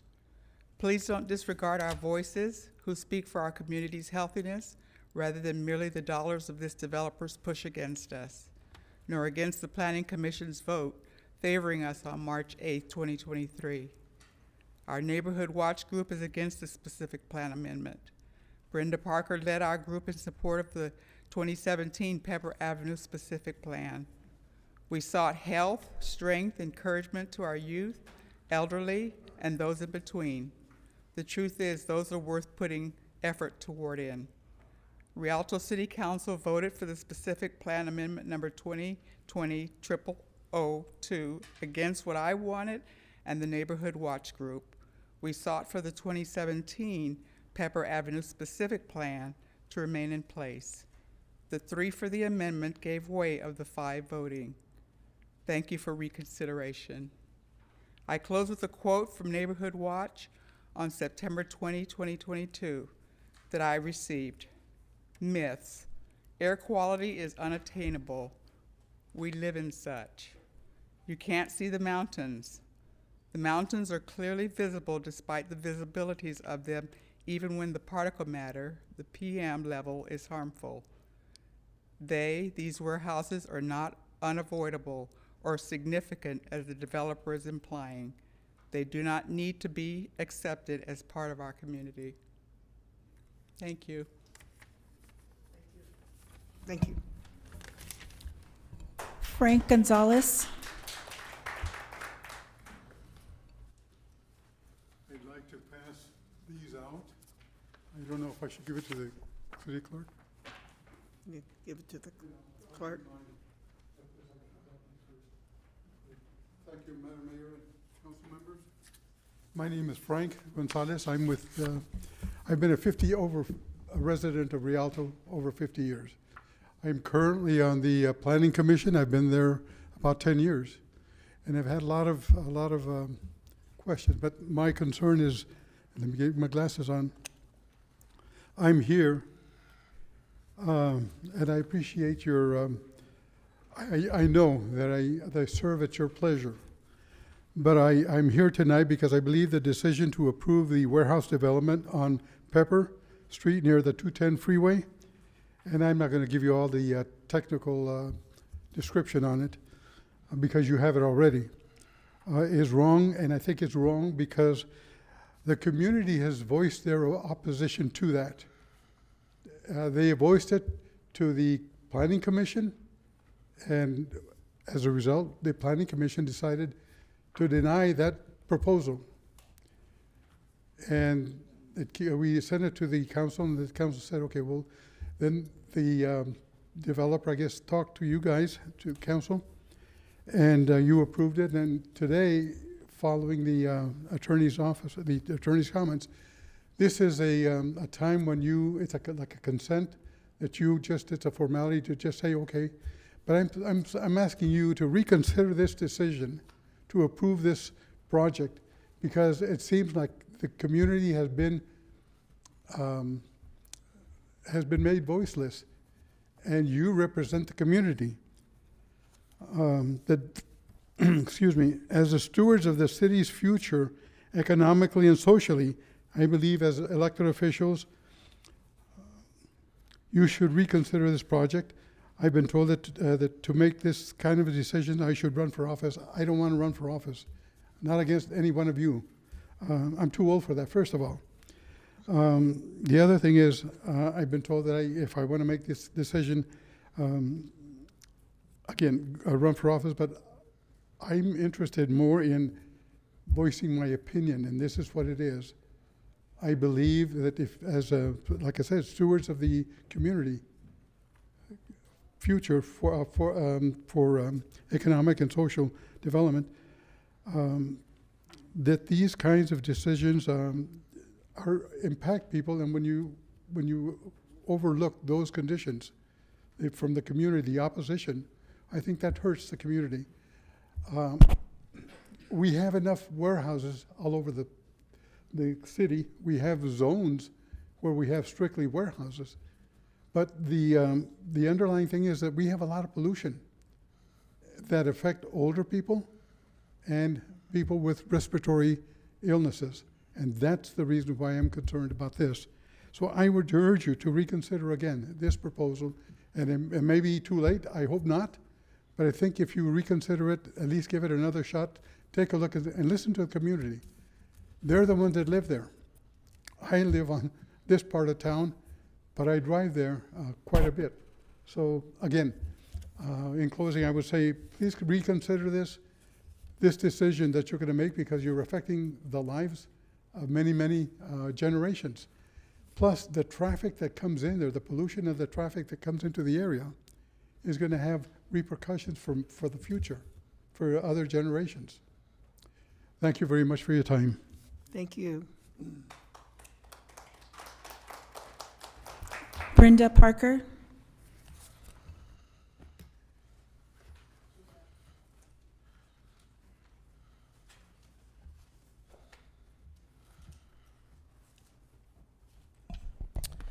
Good evening, council and fellow community members here in this meeting right now. I have to say my heart is completely vexed at the fact that we, the community, the city, the Planning Commission, that you all elected, and your staff also has said and recommended that this project should not move forward. You yourselves initially said that this project should not move forward. We have a council member here that has chosen an unethical way of handling this business opposed to being ethical. We, the people here of Rialto, have elected you all to represent us, to protect us, to do the right thing, to listen to our voice and to be our voice. And you have taken our voice and you have muted us. And you have muted us for an unethical developer who stood here and said he was unethical. And that's okay with you. So with all that being said, I ask of one thing, and that is for you to reconsider your vote, for you to reconsider the position that you take and that you're standing. And if you find it a bit difficult to unbend your heart, and if you find it a bit difficult to be ethical, and if you find it a bit difficult to listen to the citizens, then I ask that you please take it to the ballot. And then you don't have to make that decision, because see, it's difficult for 5 people to make the decision of a whole city. It could be hard, and I understand that. And I can receive that. So this is your out.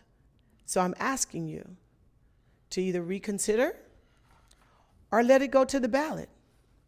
Let the people speak. Give it your blessing for it to go to the ballot. And we're okay with that. For you see, we're not against warehouses. Not at all. But we are against the position of this particular warehouse. We're against the opportunity that it takes from this city, the position of this warehouse. For you see, these heightened levels of passion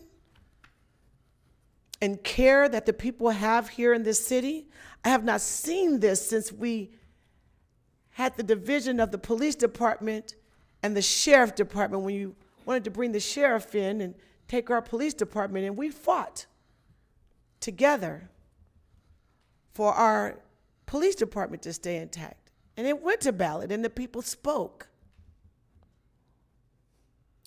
I'm asking Mr. Carzales, Mr. Scott, and Mr. Trujillo to change their votes, to consider that. As my fellow citizen said earlier, consider the health of our children. Go back and look at that.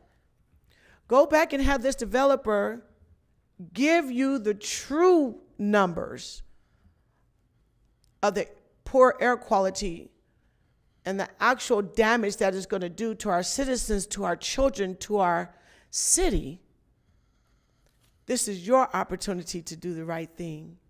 This is your opportunity to save our city. This is your opportunity to make our city great. We have new homes that was built. Where would they shop? And let me just address something, a question that was asked before in a meeting before. Was there a developer that came that wanted to develop housing in that area? And the answer is yes, there was. So you see, it can be developed. Why didn't it go forward? Because the developer wanted to put in projects. And we, the city of Rialto, said we're better than that. And we deserve better than that. And I'm saying to you, we deserve better than a warehouse again and again and again. And especially a warehouse that we don't even have a tenant for. So you don't even know what the mitigations need to be. Because the developer don't know. He told you that. And that's okay with you. That's not okay with me, and that's not okay with us citizens. So I'm asking you to reconsider. I'm asking you to think about it. But most importantly, I'm asking you to let us vote. Let the whole city vote. Thank you.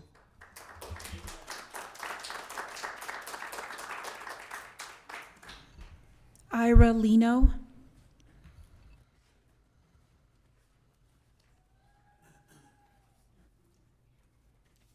Good evening. Good evening. First of all, I want to thank the mayor and the city council for giving me this opportunity to say something concerning this matter. I've been listening for a long time, and I don't want to rehash the same thing and go over and over because we all know why we're here. I live in the immediate vicinity where this warehouse, this proposed warehouse, is supposed to be built.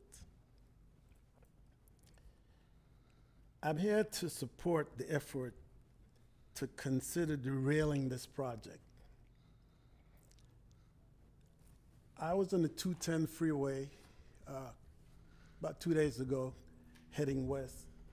And as soon as I passed the 215, the 15 freeway, I saw this huge 20-foot wall that protects the people from Etiwanda from the 210 freeway. Where I live, Vulcan is right there. For years, Vulcan has been spewing all kind of dust that seeps into my house with my kids, and I had a asthmatic kid, okay? One question I want to ask. Has any one of our representatives ever seen or experienced the fine particles that North Rialto residents are already living in? I feel sorry for the people downwind from Vulcan, okay? If you guys have ever seen this wind every time the wind season comes and all that dust that's going into San Bernardino, have you guys ever considered even thinking about those people down there? I bet not. We have two major polluters around here. We have the 210 freeway with no walls to our park, the Frisbee Park. That's why I mentioned down there at Etiwanda with that 20-foot wall. Have you guys ever considered putting a wall to that park so that our kids could breathe free, clean air? You know? I don't know who's convincing you guys to build a warehouse over there, but it's not good for us. It's not good for my family. And I hope you guys would consider derailing this project. Thank you very much.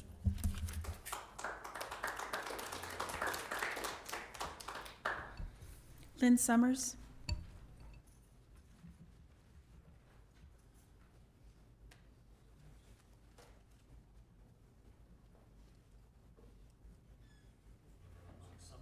Lynn Summers. Lynn Summers.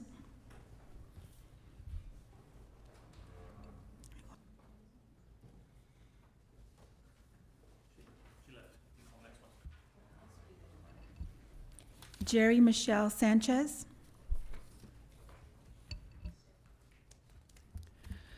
Good evening, everyone. Good evening. I'm not going to reiterate what a lot of people have said. We've already talked about the pollution, we've already talked about the noise, we've already talked about the potholes. Those are just things that are going to happen if this project goes through. It isn't good for our kids. It isn't good for our citizens. It isn't good for our senior citizens. Like I said, the wind blows south through Rialto. And if this project happens, it's just the green light for more projects like it throughout Rialto. We don't need any more warehouses in Rialto. It doesn't contribute to our community statement here about families first, a nice physical environment, a healthy and active community. None of those things will happen. The $5 million that's going to go to the school district if this project goes through isn't enough money to build indoor gyms for all of our children to be in and play in and have recess in, because the air quality is so bad they aren't allowed to be outside. If I were to stand up here, I won't, because I don't think it's appropriate, and give you guys my middle finger, Ed Scott, Rafael Trujillo, Andy Cazares, because you're the three that voted yes on this project. You'd understand exactly what I meant, because I think it's one of those universal things that everybody knows what it means. When you voted for this project, that's what you did to the citizens of the community. You just sat up there and gave us all your middle finger. We don't care what you think. We don't care that over 600 people signed petitions against this. You don't care what's good for our kids. You don't care what the citizens have to say, that you're here to represent. It's very disappointing as a citizen to see this complete lack of respect for the citizens of this community. And I hope that tonight you will redeem yourselves and vote no on this project. And if you can't do that, then I hope that you will do what Brenda Parker asked and put this up to a ballot for the entire citizens of the city to vote on. Because this doesn't just affect us, it affects all of Rialto. And there's people all over Rialto that I've talked to that I know that live all over Rialto, not just in my community, all over Rialto, that don't want this project either, that didn't get an opportunity to sign one of those petitions. So please, I urge you tonight to vote no on this and redeem yourself in the eyes of the people that you support and say that you care about what we want for this city. Thank you very much. Ana Gonzalez.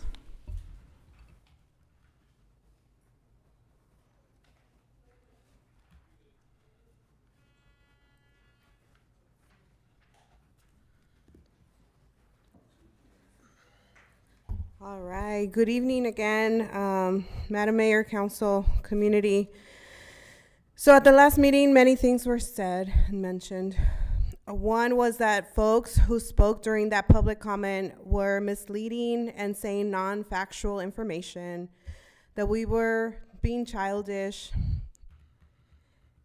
And this is how our leaders feel about us, for speaking up just to protect the health of our children, our senior citizens, and just everyone overall. Again, my name's Ana Gonzalez. I am here as a Rialto resident, as a mother of 2 teenagers, as the president of the Alianza Latina of Rialto Unified School District, and also as the executive director of the Center for Community Action and Environmental Justice. With what I just said, we have some facts that I like to state. Rialto is now home to more than 160 warehouses, approximately 2,300 acres of land, which equals to approximately 55 million square feet of land that has now been covered by concrete. This also equals to 38,000 truck trips a day, 50 plus pounds of diesel PM 2.5, 6,000 pounds of NOx, and 1,600 metric tons of CO2. Here today in front of you, you have an opportunity to adopt a resolution to finalize the approvals of this Pepper Avenue specific plan amendment and the project. I am here demanding that Councilman Carrizales recuses himself for the unethical impropriety and optical concerns it causes within our community, and the fact that whether the property is his or not, he lives in that home. It is also a fact that the EIR concerns were never addressed. This is a flood hazard zone, a fire hazard zone. There's native plants that need to be protected and preserved. Our region is already saturated with warehouses. We are a region in crisis. I ask that you oppose the resolutions today, that you do the right thing and rescind previous votes based on the new findings and conflicts that have arisen. Things that have happened behind closed doors, such as recommendations to move monies around to organizations and school district by elected officials. And those are facts. Again, like mentioned before, this project brings no benefits long-term to Rialto. The rezoning will open the door to more warehousing, and that is a fact. In an area where Rialto had the opportunity to welcome folks to our city as the final gateway that needs to be developed, those promises have left the building. It is also a fact that the emissions being spewed into our communities will only harm the health of our Rialto residents. The one-time monies brought by Mr. Howard are not enough to pay those medical bills, gaps in student learning due to development delays connected to pollution, and most importantly, the degradation of our infrastructure. This whole process has been a complete disregard of the best interests of the community, and we demand you do the right thing. Otherwise, we will see you on the ballot, and if not for our children, then at least worry about your children and protect the lungs of your children. Thank you.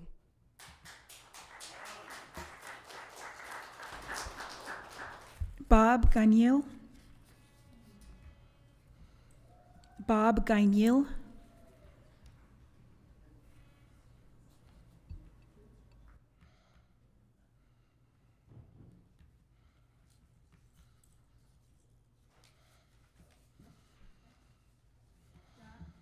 John Poikert.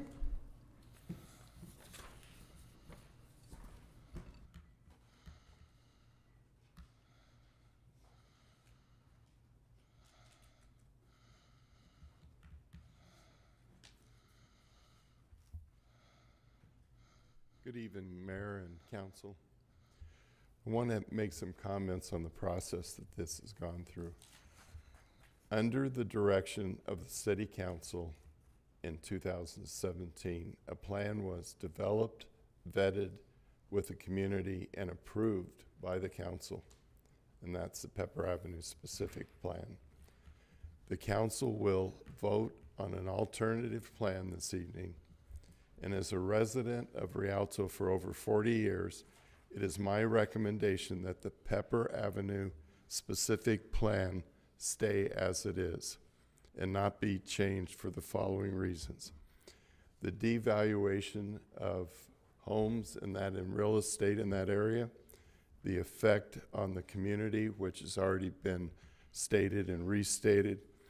And one of the items that's being ignored is the pollution is not being mitigated. There is 990 tons of greenhouse gases. I'm sorry. Oh. There's 990 tons of greenhouse gas per year that will be generated by that warehouse. It also, the budget for was expended for the Pepper Avenue specific plan was over $700,000. I'd like to know how that's going to be replaced. The traffic that's going to be generated, and above all, there were over 600 residents which support the Pepper Avenue specific plan and are against the warehouse. This is clearly a representation of the will of the residents in this city. And in addition, there's not adequate shopping that is available for the thousands of homes that are being built and have already started for the Lytle Creek area. If this is not acceptable for the council, I think in all reality we should put it on the ballot and let the citizens of this community decide how they would like to see the future of this city, since clearly it's going in another direction. And with that, I appreciate your time for these comments.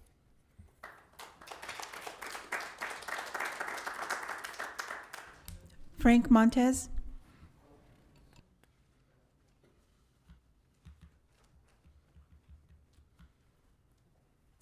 Thank you. I didn't know I was going to speak again, but I just want to echo the sentiments of everyone that's been up here speaking. You know, I do want to say that if any of you sitting on that council, when you were running for election, told the people that all you wanted was their vote, but yet when they got on the council, that you were going to disregard completely what they wanted, you wouldn't be sitting there. If you had told the residents that others' needs come before theirs, you would not be sitting there. If you would have told the members of the community that you were going to go completely against the well-being of their children, you would not be there. If you would have told the community when they come and speak that you would say at the end of the city council that they are childish, foolish, and that they're embarrassment, you would not be sitting there. I would leave you with that. Thank you.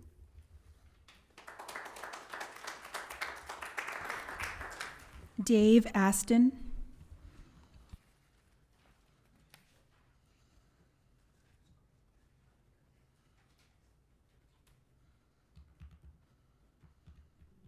I'd give my right arm to come up here and speak.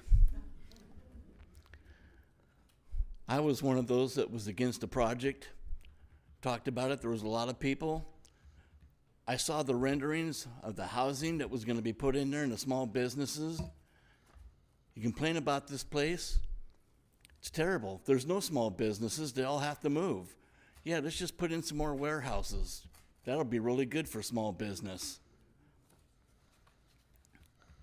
I gave at the office, lost my arm, and I moved here in '92. And I heard people tell me all the time, "You live in Rialto? That's terrible." Well, now that's changing. People are saying Rialto's nice, but except for the warehousing. There's warehousing everywhere.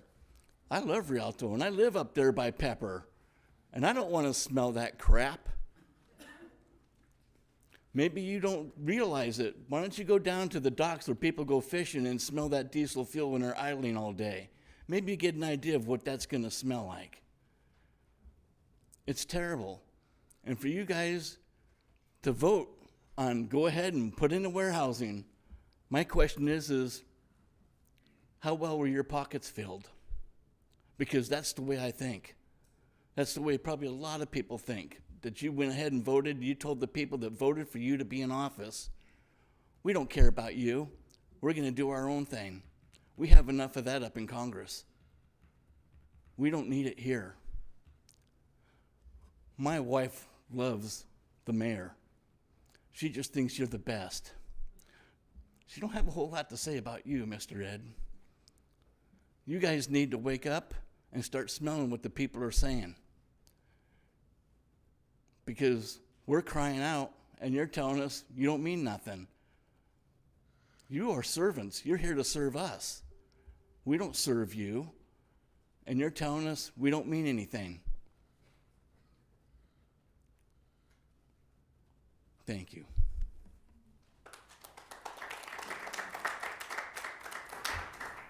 Claudia Cuevas.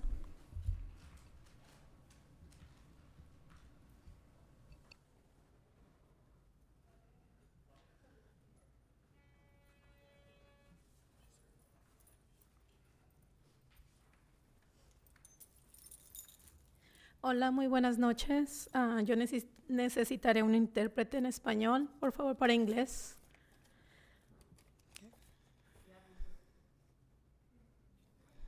You want to speak Spanish? Go ahead. Sí, solo hablo español. Necesito alguien para que me puedan entender. Necesito un intérprete que pueda. Somebody who wanted- Necesito alguien que me entienda.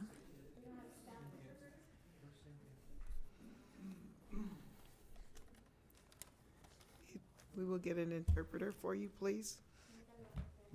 Gracias. Gracias. Okay.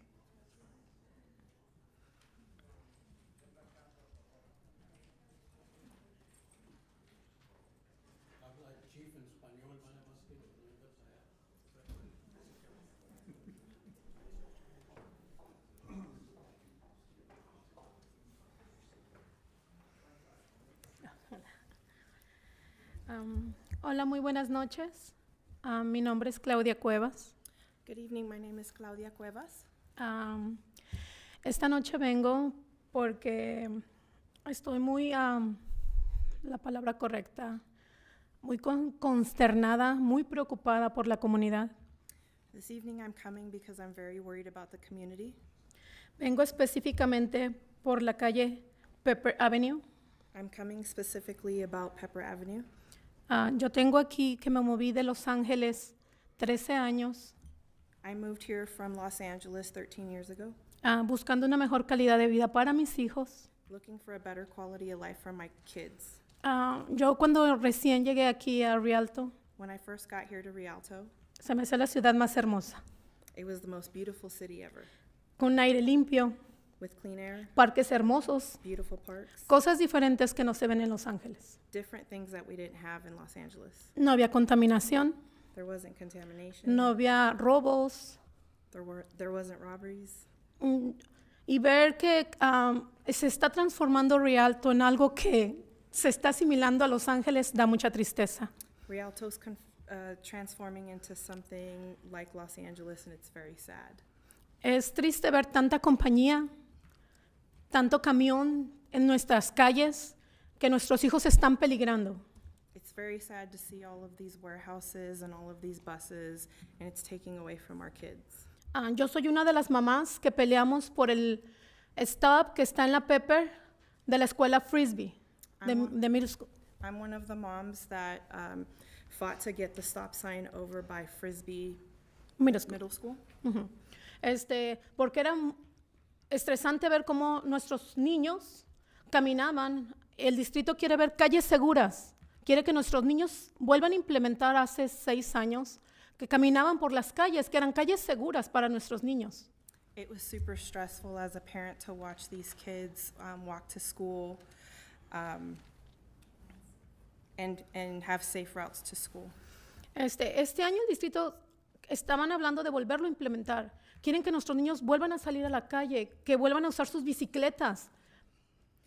The school district is wanting to do the safe routes to school again and have these kids out walking to school and riding their bikes.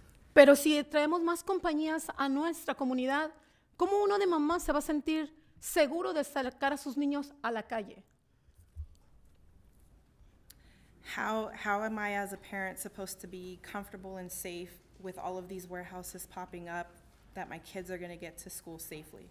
Mis hijos sufren de asma, por eso también yo salí de Los Ángeles, porque sufren de asma y alergias. Y cada día se complican más sus alergias y su asma por tanto contaminación que estamos teniendo ya en Rialto. My kids suffer from asthma and allergies as it is, and it's only getting worse, and the pollution is making it worse for them. Y pues esta noche vengo por favor a pedirles de la mejor manera que tomen en cuenta que estamos aquí por nuestros hijos, por los niños, porque una compañía no trae nada bueno para nuestros hijos. I'm here this evening to ask you to reconsider and make a good decision on behalf of our youth and our kids. Necesitamos más parques. Por favor, tómense el tiempo de ir un día, un domingo, un sábado a Frisbee Park. Es el parque más nuevo. Está saturado de niños. Está saturado. We need more parks instead, more like Frisbee. Come out on a Saturday or a Sunday so that you can see how the park is saturated with youth and these kids.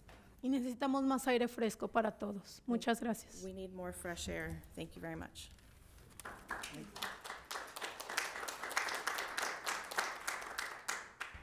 Lupe Camacho.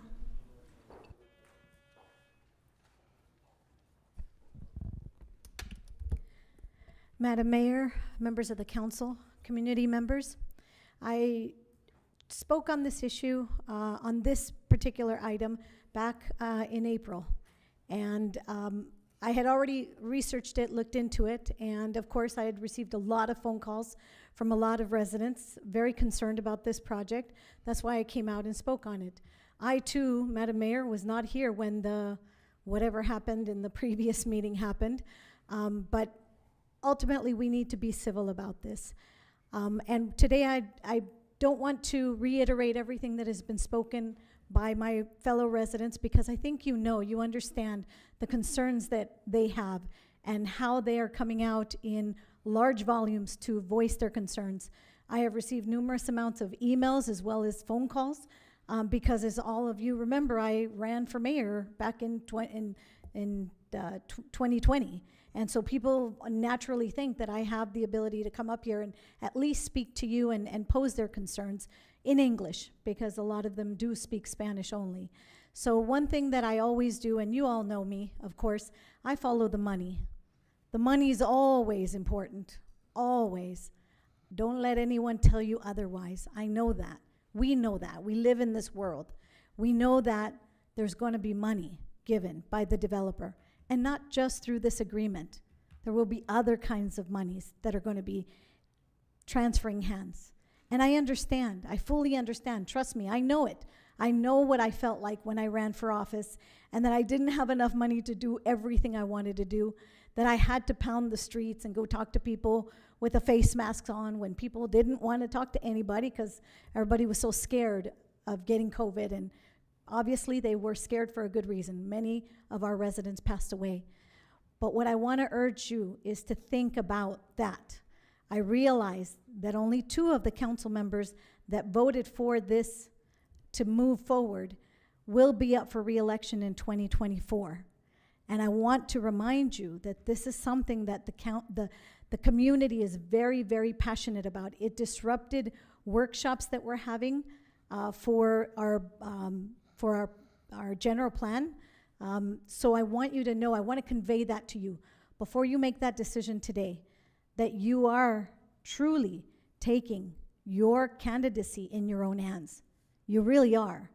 I know there's going to be money. I realize it. Trust me. No one knows that better than me. And I mean, I don't need to talk about details, but I know what it feels like. But I also want you to know that that money isn't going to be worth very much if the people decide that they don't trust you and that they don't believe in you and that you don't have their welfare in your hearts and in your minds, and that you're voting on this specifically for the money. One other thing is, of course, that investigation that will probably be triggered for the FPPC. If there is, and again, I don't know if there is, but it's been said that there is conflict of interest with Andy Carrizales. That investigation, of course, again, will have to be triggered. But this won't be the last time that the community cries out that they don't want this. You will hear it through a referendum. You will hear it through community signing more petitions and even asking for people to step down because of the lack of confidence that this community will have for you if you choose to take this forward. Again, I ran for office. I know what it's like. I know what it means. But again, we follow the money. And I always focus on that. Everybody knows that about me. I follow the money, and I know that that's the driving factor here. And shoot, believe me, it's hard to turn away money. I know that. Everybody, I think, in this room knows that. But ultimately, the people are voicing their concern and their lack of understanding as to why this is being moved forward after both staff recommended against it and the Planning Commission recommended against it, and commissioners are sitting here, right here. They're taking time out of, they're coming here and making their voice heard, again, recommending against this. Wow, it's a tough decision for you guys. I don't envy you. Again, it's tough. But again, just keep in mind, you are taking your candidacy in your own hands with this. I urge you to reconsider. Thank you very much. Yolanda Smith.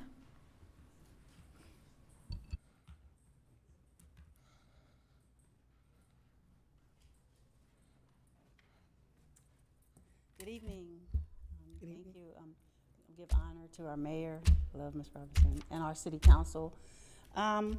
I had a message I was going to give, but I just got really sad because everyone gets up here. We got up here last time and we complained, and you've heard it all. It's the pollution, it's the money. It's the same thing over and over and over. But you don't even have to look that far. Look here. I feel like crying. We have seniors who have stayed here this late, sitting in these chairs. If that doesn't tell you how important this is to our citizens, I don't know what will. Would you want your parents sitting here to the end of the meeting? They weren't allowed to speak in the beginning, and they're sitting here. Here I am, younger. I'm almost a senior too, but I'm sitting here, and it's hard to sit here for this long. What does that tell you? You already know what we've been saying. It's the same old thing, same old thing. We don't want it. But you're not listening. And it doesn't make sense to me why you're not listening. Obviously, I don't know something. I don't know why you're not listening. I'm just asking you, don't look far. Look right here. Look how many people are still here, and we're forced to speak at almost 10 o'clock at night. I am a teacher. I have to get up in the morning, and I have to go teach students, and I've got to renew myself because they're counting on me. We're counting on you. It's that those students that I keep thinking about, they're worth it for me to be here. I don't care if I'm here till 1 in the morning. I'm going to go there in the morning, and I'm going to teach them. And I'm going to make them know that we value you. We care about you. We don't want these warehouses. We want people to want to be in our city. I see another one of my colleagues sitting here. When I came last time, I'm seeing more professionals stay in our city, and that's what we want. We want our police to live here. We want our teachers to live here. Because you know what? When we go to school and I see something, this is my community. You're going to follow the rules, and you're going to give our kids what they deserve, because these kids are our children. I'm not from another city coming in. I want you to value what they want. Trust me, just like I would tell kids in church, why would we come to church every week preaching something to you and we don't even get paid for it unless we believe in it? See, what we want, we're telling you, and you see the money on the table right now. But trust me, we can get money other ways. Something else will happen. When you guys redeveloped and allowed the redevelopment of Frisbee Park, we're very proud of that park now. We need something there that's going to complement that park and be family friendly. We need those businesses. It could be a Chucky, it could be ice cream places. It's just small businesses, something for our families. Everywhere I drive now, I see warehouses. We don't want that. I run around the rocks with you. I volunteered in our community. I fought for our police department to stay here because we love our police department. We care about you. We just want you to do what we need you to do. We want you to hear. Look at all these seniors who are here this late at night. You don't have to look far. You don't have to see those figures. You don't have to hear us talk and whine. Think about that at night when you go home. Why would they sit here this long? Why are they still here? A few couldn't last, but all those that could, they're still here. And I apologize. I feel so bad that you have to sit here this long. We've made it clear we don't want it. At least let us vote on it. Please hear us. We're begging you to hear us. And I'll conclude with that. I thank you for the opportunity to speak. I pray that you look inside yourself and hear us and see them. I ask that of you. And everyone have a good night. Thank you. Angel Ramirez. Say it again. Angel Ramirez.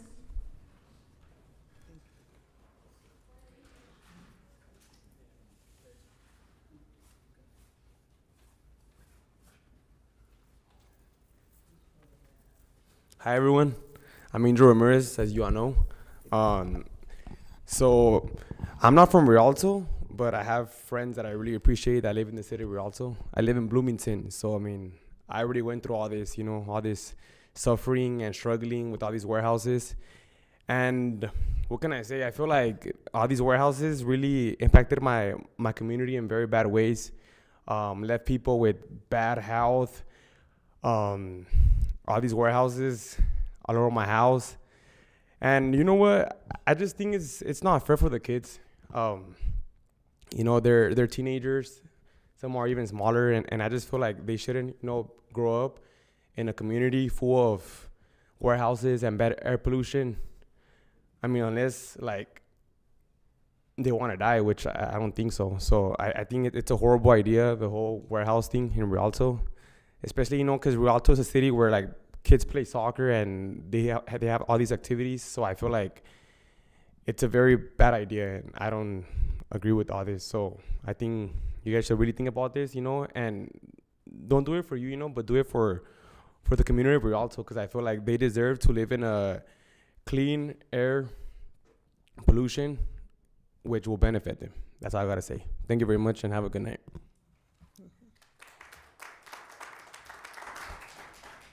Maria Velasquez.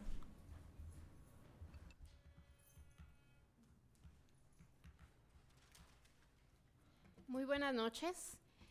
Es un placer estar aquí con ustedes esta noche.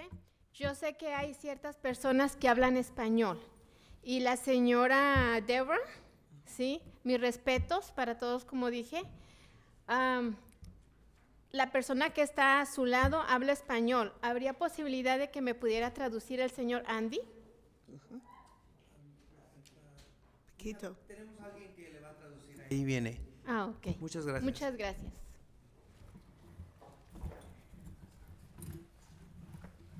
Gracias, muchacha. Lo agradezco mucho. Yo estoy aquí esta noche Oh, definitivamente Cynthia. porque estoy muy concernada con todo lo que está pasando del edificio que van a hacer ahí en la Pepper y el 210. I'm here this evening because I'm very concerned about the warehouse that is being proposed to be constructed on Pepper Avenue. Mi inglés no es tan profesional como el de todos ustedes, mas sin embargo, lo estoy entendiendo. My English isn't as good as yours, but I'm understanding what you're saying. Yo no fui a la escuela, I didn't go to school. lo hice solamente para graduarme de lo que es la high school. I only went and graduated high school.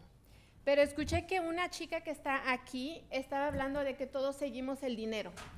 I heard a young lady speaking here about how she's following the money. Y ese es mi gran motivo por el cual hoy estoy aquí, porque así como todos seguimos el dinero, que estoy entendiendo que está pasando aquí, que ya aprobaron el proyecto. I'm here because I'm also interested in finding out where this money is, since you guys have already approved this project. Me estoy dando cuenta que la comunidad ni siquiera está enterada porque yo me acabo de enterar. I'm understanding now that the community doesn't know what's happening because I just found out what's happening. Y así como yo me acabo de enterar, estoy segura que no saben y yo sí exijo, porque estoy aquí en la ciudad de Rialto y ustedes son los encargados de todo lo que pasa aquí. I'm sure just like I just found out that there's others, but I'm here to demand to know what's going on. Y lo exijo con respeto, de aquí del corazón, de verdad. And I'm respectfully demanding it from the bottom of my heart. Tengo 2 hijas I have 2 daughters. que ellas juegan en el parque Frisbee por muchos años. They've been playing at Frisbee Park for many years. Tantos años que la grande tiene 19 años y juega desde los 4 años. So many years that my oldest is 19 years old and she's been playing there since she was 4. Y no me cabe en la cabeza cómo es que acaban de preparar un parque tan lujoso. And I don't understand how we just finished and completed such a beautiful park. Está hermoso, de verdad. It's beautiful, really. Y que a la par quieran construir un edificio de tal magnitud que va a dañar todos esos niños que son nuestro futuro. And across the way, you want to build this warehouse that's going to hurt and harm our kids. Me gustaría muchísimo que se pusieran en el lugar de todos los padres de familia, toda la comunidad. I would love it if you would stand in our shoes as the community and parents. Que vean lo que son sus hijos. La señora Debra dijo, sus padres ya no conocieron que ella iba a tener este papel de aquí. So that you can, ¿lo puedes decir otra vez? La señora Debra dijo que sus padres ya no conocieron lo que está haciendo ella ahorita. Mayor Robertson said that her parents are no longer here to see all that she's doing. ¿No les gustaría que sus generaciones que vienen conocieran todos los proyectos que están haciendo a favor de la comunidad? Wouldn't you want the many generations of your families to see all the projects that the city has been doing? Yo vivo en la Pepper desde el 96, Pepper y Eriwanda. I live on Pepper and Etowanda since 1996. Antes era muy bonita esa ciudad y esa calle era tan saludable que uno podía salir a caminar con toda la seguridad. Before, the city and that street was very beautiful and I could go out and walk and enjoy myself.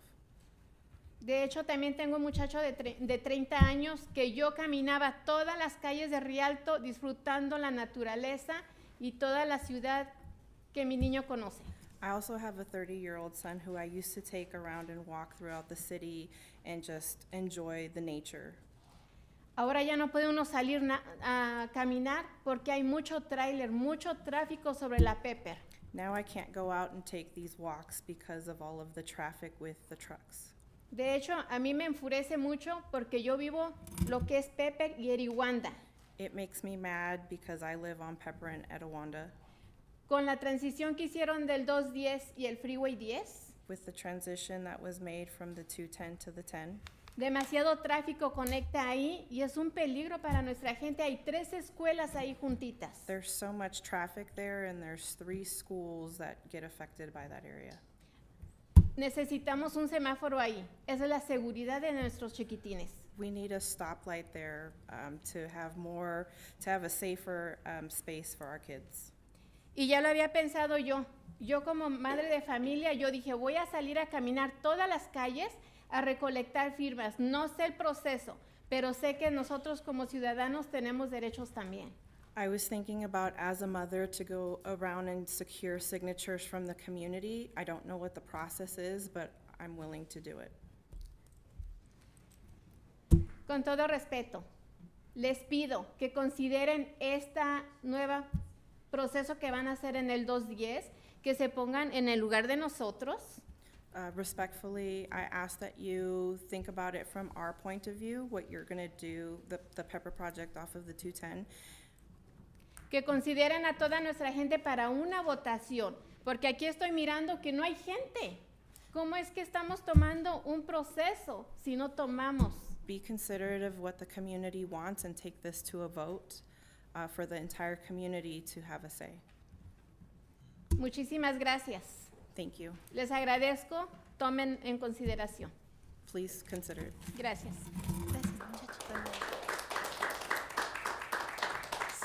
Cynthia, I think there was a request, if you just would kind of stay, just in case. Giovanni Aguilera.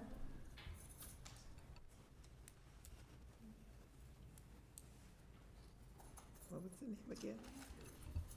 Giovanni Aguilera. Yeah. Giovanni.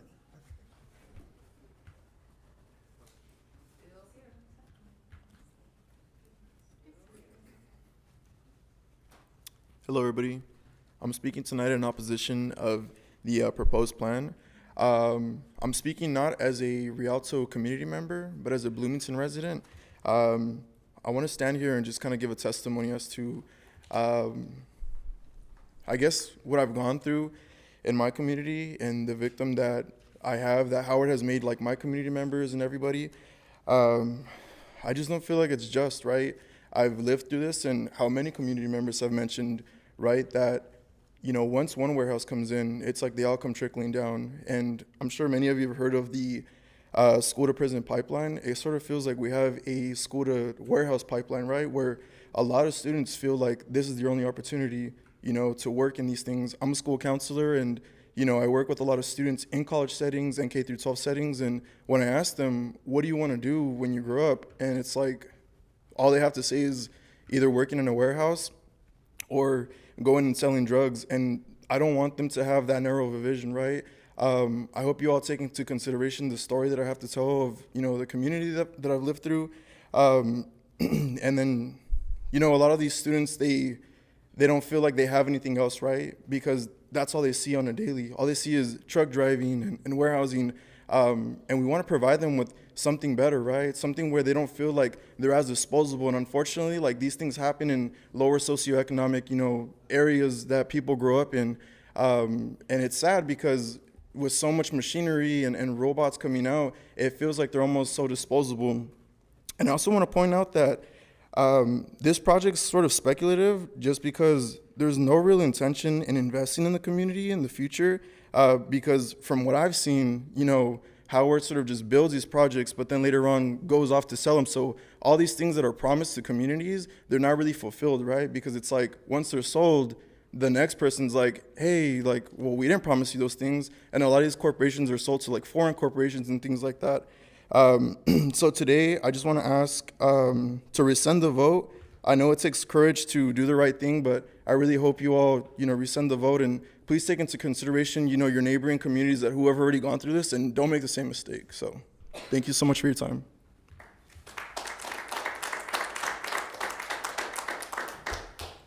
Mirna Ruiz. Myrna Ruiz, okay.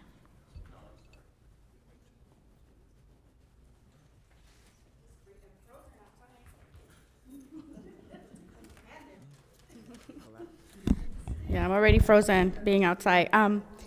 Okay. Good evening, Madam Mayor. Happy birthday. Council, staff, and community. My name is Myrna Reese, and I'm a resident of North Rialto. I've been a resident for 19 years already, and I am here to let you know that I'm in full opposition of the rezoning and approval of the project in the Pepper Avenue. I understand that a decision was taken at a previous meeting, and today technical adoptions will be considered. However, you have the opportunity today to reconsider the previous vote and do what's right to protect the health and safety of the community you chose to serve. I and we do not approve this project, and I hope you do the right thing tonight. Thank you. Juanita Chan.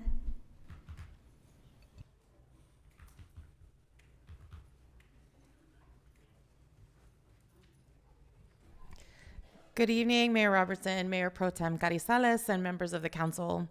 My comments tonight are based on my own personal convictions, and I'll try and keep them brief. This community has been my personal home for over 30 years, and I'm proud of our community. And most of the newer initiatives, like the emphasis on biking that we heard earlier and community gardens, all of those emphasize public health and wellness. However, I understand that there are complex perspectives that are involved when there are environmental benefit and burden topics. However, I spend my days advocating for others to use their voice to be civically engaged and strive to make their community better. And so I felt so strongly that I couldn't remain silent. And when I learned about the project outlined in tab 4, I was concerned. I read the environmental impact report, and my largest concern is on the certain and irrevocable negative impacts on our air quality. I love this community, and that means that I feel obligated to bring forward again to your attention the public health concerns for the young, the old, and those with moderate pulmonary health concerns, which essentially is everybody. Additionally, there are impacts on federally listed threatened and endangered species, the woolly star, the San Bernardino kangaroo rat, and the burrowing owls. Pepper Avenue is actually a really valuable ecosystem on top of that for our community and for the whole planet. These organisms are only found right here. And I humbly ask that the council take these facts into account, the environmental impacts that this conditional development permit will have on the current residents, the residents of our future, who are our descendants. And please note that this will be burdensome. Thank you for your time and careful consideration before this evening's vote.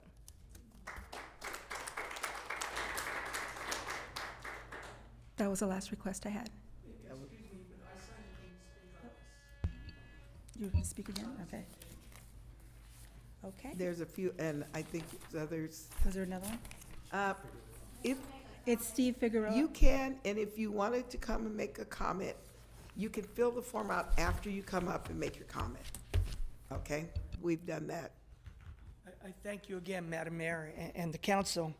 I think that people have said a lot. And like I said, there's no slush fund for all the damage that's going to happen to the cars. Nobody asked for that. Didn't think about that, right? You didn't think about all the kids, the parents are going to be missing their work. There's no slush fund for that. But what really, really breaks my heart is the way you guys voted. I know you guys. Just saying you. Don't hold your head up high. Bow it in shame.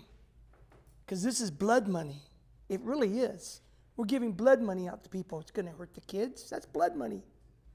All right? It's going to cause accidents. It's going to cost, it's really blood money. So those who got the money, you got blood money. It's going to impact cardiovascular problems. It's going to hurt. You have an opportunity right now to take this back and rethink it. Do you want your next political flyer to say he took blood money? I'll pay for it. Okay? You don't want that. Okay? And those who know me, we're already getting back, because I'm surprised your attorney's not telling you that you're violating the First Amendment when you don't have a qualified certified interpreter here. for the people to hear as well when you got a community that was, what, 70, 80% Latino? They don't understand what's going on. I think you're violating the Brown Act. Second, you don't have a sign language interpreter. I advocate for the disabled. Many of them, the kids I advocate for, try to listen, but they can't access this because you don't have a certified a sign language interpreter. I believe you're violating the Americans with Disabilities Act. And you may have to redo this whole thing. To me, what you're doing is inviting litigation and investigations because everyone's here prepared. We have been meeting by ourselves and we're all talking about this. And it could impact other things that you do. You don't want your legacy to be, we're the ones who are responsible for the new picture of all the warehouses up here instead of the beautiful pictures. Okay, you don't want your legacy to be that my kid got cancer because you approved one more warehouse. You don't want it to be when the next time you guys ask for help, have protesters out there. You know, and the reason they're up here and you said they got unruly because their kids are worth fighting for. They're going to be sick. Their families are worth fighting for. So if you think they got loud and unruly, would you fight for your family? Would you fight for your homes? Would you fight for your community? Or will you simply say, hey, he gave me a lot of money, man? You know? Rethink it. Put it to a vote. What do you have to lose by putting it to a vote? Name one thing you have to lose. By saying we'd rather have small businesses, shops, because small businesses are the key to this country, the employer. Right now, there's a surplus of warehouses. Everybody knows it. Some warehouses are empty. It's a surplus. You're going to have vacant warehouses. They'll make great homeless shelters, I'm sure. But right now, ask yourself, when you go to sleep tonight, did I do the right thing? But a lot of us, when we see you in the community, we're going to tell them, you didn't do the right thing. And the next time you come around, we're going to remember. So I'm asking you to rethink this. And what would you do for your family? You would fight here too. Thank you.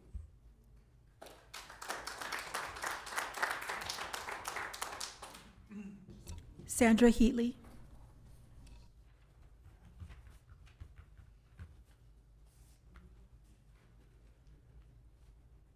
Thank you, and thank you, Mayor. I'm a little old, but I talk real loud. And I'm addressing this mostly to the men in the dark suits that look like they really weren't paying us any attention when we said we don't want it.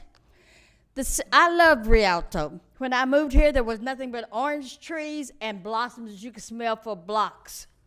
Now we have become a city of warehouses on all four sides. It's not even beautiful. I have friends on the other side of the 10 freeway that when they come out of their front door, they look at a warehouse and they spend a lot of money for those houses.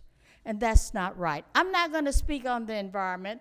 I just want to let the city know that these developers probably have it in their head that they can buy a Rialto cheap. We don't look like the other cities. Look at Fontana and the Summit and Sierra Lakes. Do we look that pretty? No. I'm trying to find out, before they made it commercial, who was the one who spoke to the kangaroo rat that said he wanted to move from the east side of Pepper to the west side. I didn't know the kangaroo rat spoke. So we changed it and made a commercial.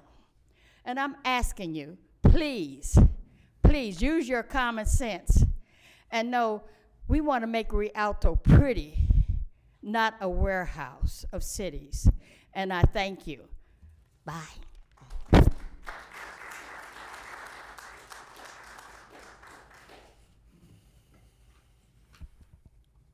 Okay, that concludes, folks.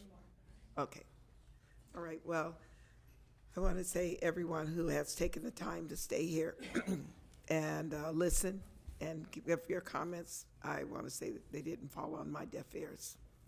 I am very much listening to your concerns. And so I know that my colleagues have some questions or comments, but if not, I have a couple of them as it pertains to this item. So I see, Mayor Pro Tem, you have your light on. You didn't have a comment.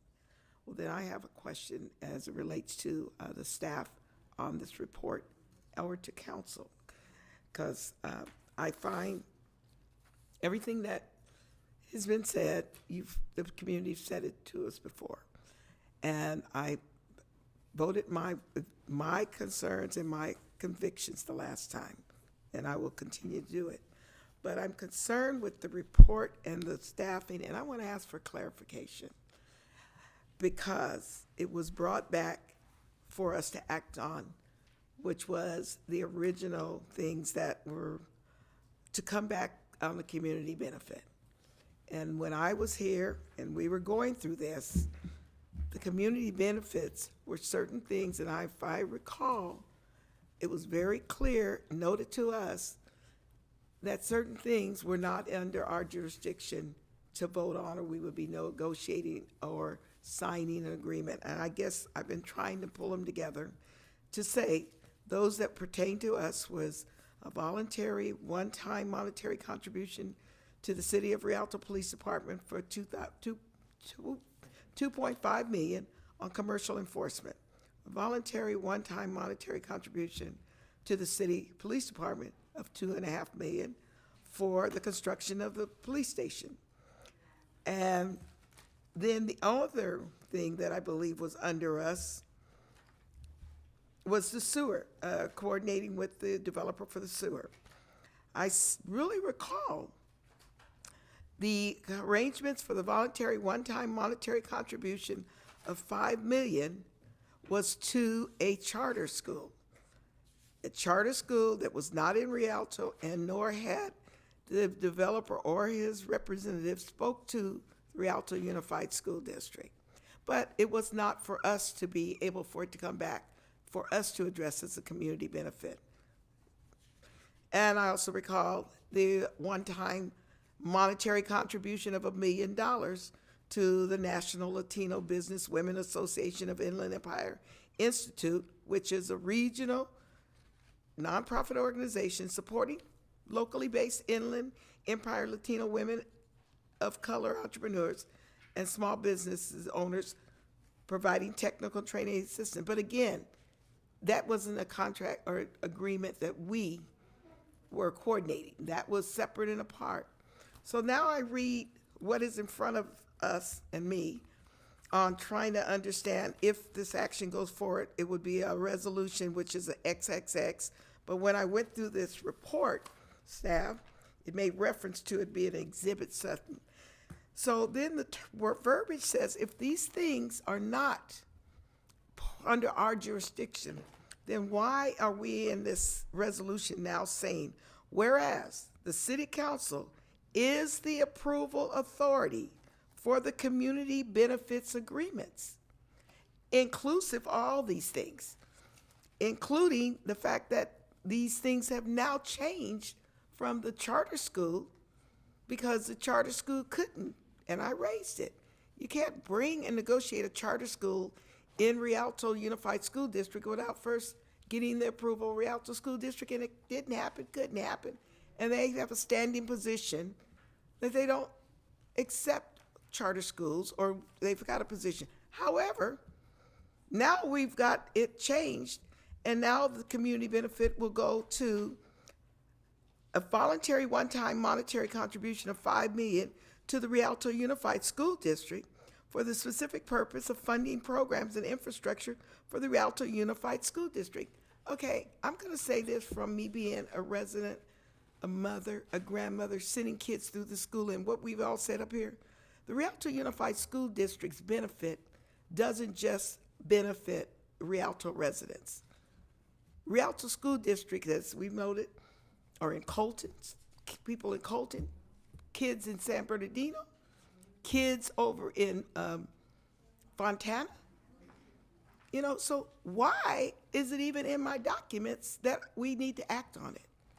I feel like we're doing something that we've said is not in our bailiwick. Well, I'm just going to say it, but yet and still it's in front of us now to act on it.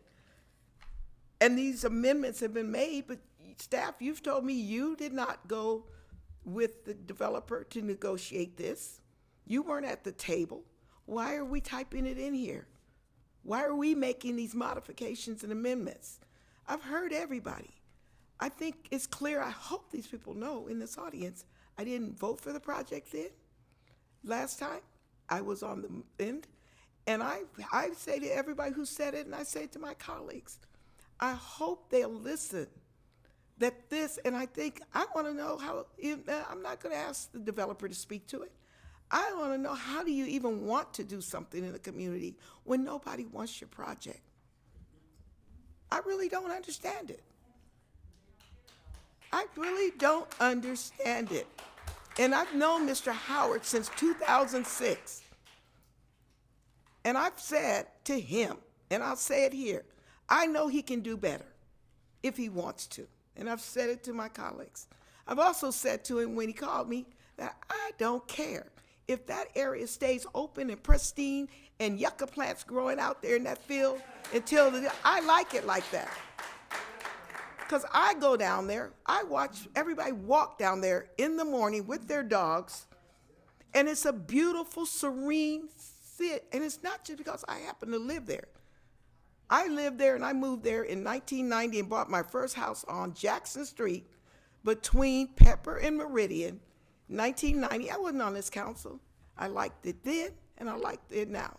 Then I bought my second house 2 blocks south on Meridian, still in the same precinct, Pepper to Meridian. We all walk down there. It's a wonderful, pleasant, and I try to see how is it gonna look when we've got the trucks, we got the stoplight, we've got the activity, and I agree with people. We've eliminated trucks on Pepper, south of Baseline, down to Foothill. I'm tired of taking pictures and sending the back of trucks to the police department on trucks that are still on Foothill, on that piece, coming and going, making those turns. And so we're gonna give us, $2.5 million to get more commercial enforcement officers. I would assume to deal with the trucks that should not already be coming up. So it's a bad thing. I see nobody has nothing to say. I'll ask. I'm open to let your conscience be your guide. I'm open to accept or entertain a continuum. Wonder why I don't want to act on anything like this, because you told me at the last meeting, these are not my things that I'm in charge of. Did you not, Council, Mr. Vale? The only things we would be working out agreements on were the things pertaining to the city. But yet and still, they're in my document, and they say, whereas the council. I know I'm asking you a question. I apologize. I'm not giving you an answer time to respond. If it's a rhetorical question, that's fine. I don't have. No, but why is it in the document? It's in the document because the developer has volunteered to make these, and in drafting the community benefit agreement, we wanted to tie these to certain actions. You're right, the city doesn't have jurisdiction or authority about what money the developer gives to the school district or to a nonprofit, but these were things that the developer proposed and I think this to be in the package. So, and at the end of it, it says, the person who's not even in favor, at the conclusion, if you guys want to do this again, 3-2, the mayor shall sign as to the passage and adoption of this resolution, and thereupon the same shall take effect and be enforced. Either we take that out, we don't take ownership to it, because it is blood money. We've been bought $18.5 million for buying us for, these are community benefits, and I'm gonna be very clear. I resent that the school district, and they know who they are, went behind this community's back and didn't want to see $5 million that they didn't even have the table. They have worked out a plan, and now it's in here with them. And we're going to go, okay, that makes it good. No, it doesn't make it good. So I don't know what anybody wants to do. I just know that right now, and my colleagues and I, we agree, I've said it, we agree to disagree. I can only vote what my conscience is. I would really want to know, and I believe, and I said it, and I'm going to say it now, and if I'm wrong, correct me. Mr. Howard, you put a project down in Paris, right on the 215, a big, huge white project, very nice, gray. If it's not yours, I'm sorry, but it's Target. So you have a relationship with Target. And I feel like you could have brought the Target and you said, oh, but we couldn't get, I'm not buying it. I'm sorry. And I'll look you straight in the eye and I'll let you know, because there's something about some of us all, we may not show up in church, but we practice. And I know I'm Catholic, and I think somebody else to my right and left are Catholic. And all I can say is, if you think this is right, and you're doing right by this community, and you don't care, do it in your neighborhood. Let me see one of these big things where you live. Please show it to me. Send me a picture. Because I am hot as if you got one, show it to me. Because I have a daughter with upper respiratory conditions. She lives over there. I have pre-existing upper respiratory conditions before COVID. And I know so many people in our community have it. It's just amazing if you can get fresh air in the morning. You have to get out early. So I'm going to wait for Councilmember, and I'll leave it to Councilmember Trujillo and then Councilmember Baca, but I think it should go out to the people. If we don't have guts to say we don't need it, we don't want it, there's vacancy, then at least let the people speak for what they want in their own community.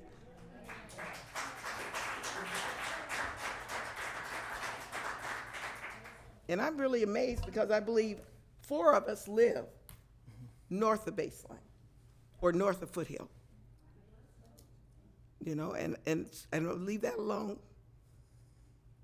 I'm going to leave that alone. But I'm so sorry you guys have had to sit here and come over and over and over. And I don't know what litigation can happen. I don't know what said. And if I'm violating the Brown Act, you're absolutely right. I don't know why we don't have somebody paid to interpret this community. You don't need to stand up and tell me what the percentage is in this community, or anybody who is sign language, okay? Piquito Espanol, that's it for me. I can hear you when you say my name in Spanish. I can hear you if you say Tia. That's what we say for aunt. No, certain things, but I'm going to be very receptive. I'm not going to not look at you and listen. But yeah, we need, and I don't know who's supposed to make that call. Who's the keeper of us not violating Brown Acts and the American Disability Act? We know we have a community that, like it or not, they're not proficient in English. Like it or not, we have people that are deaf.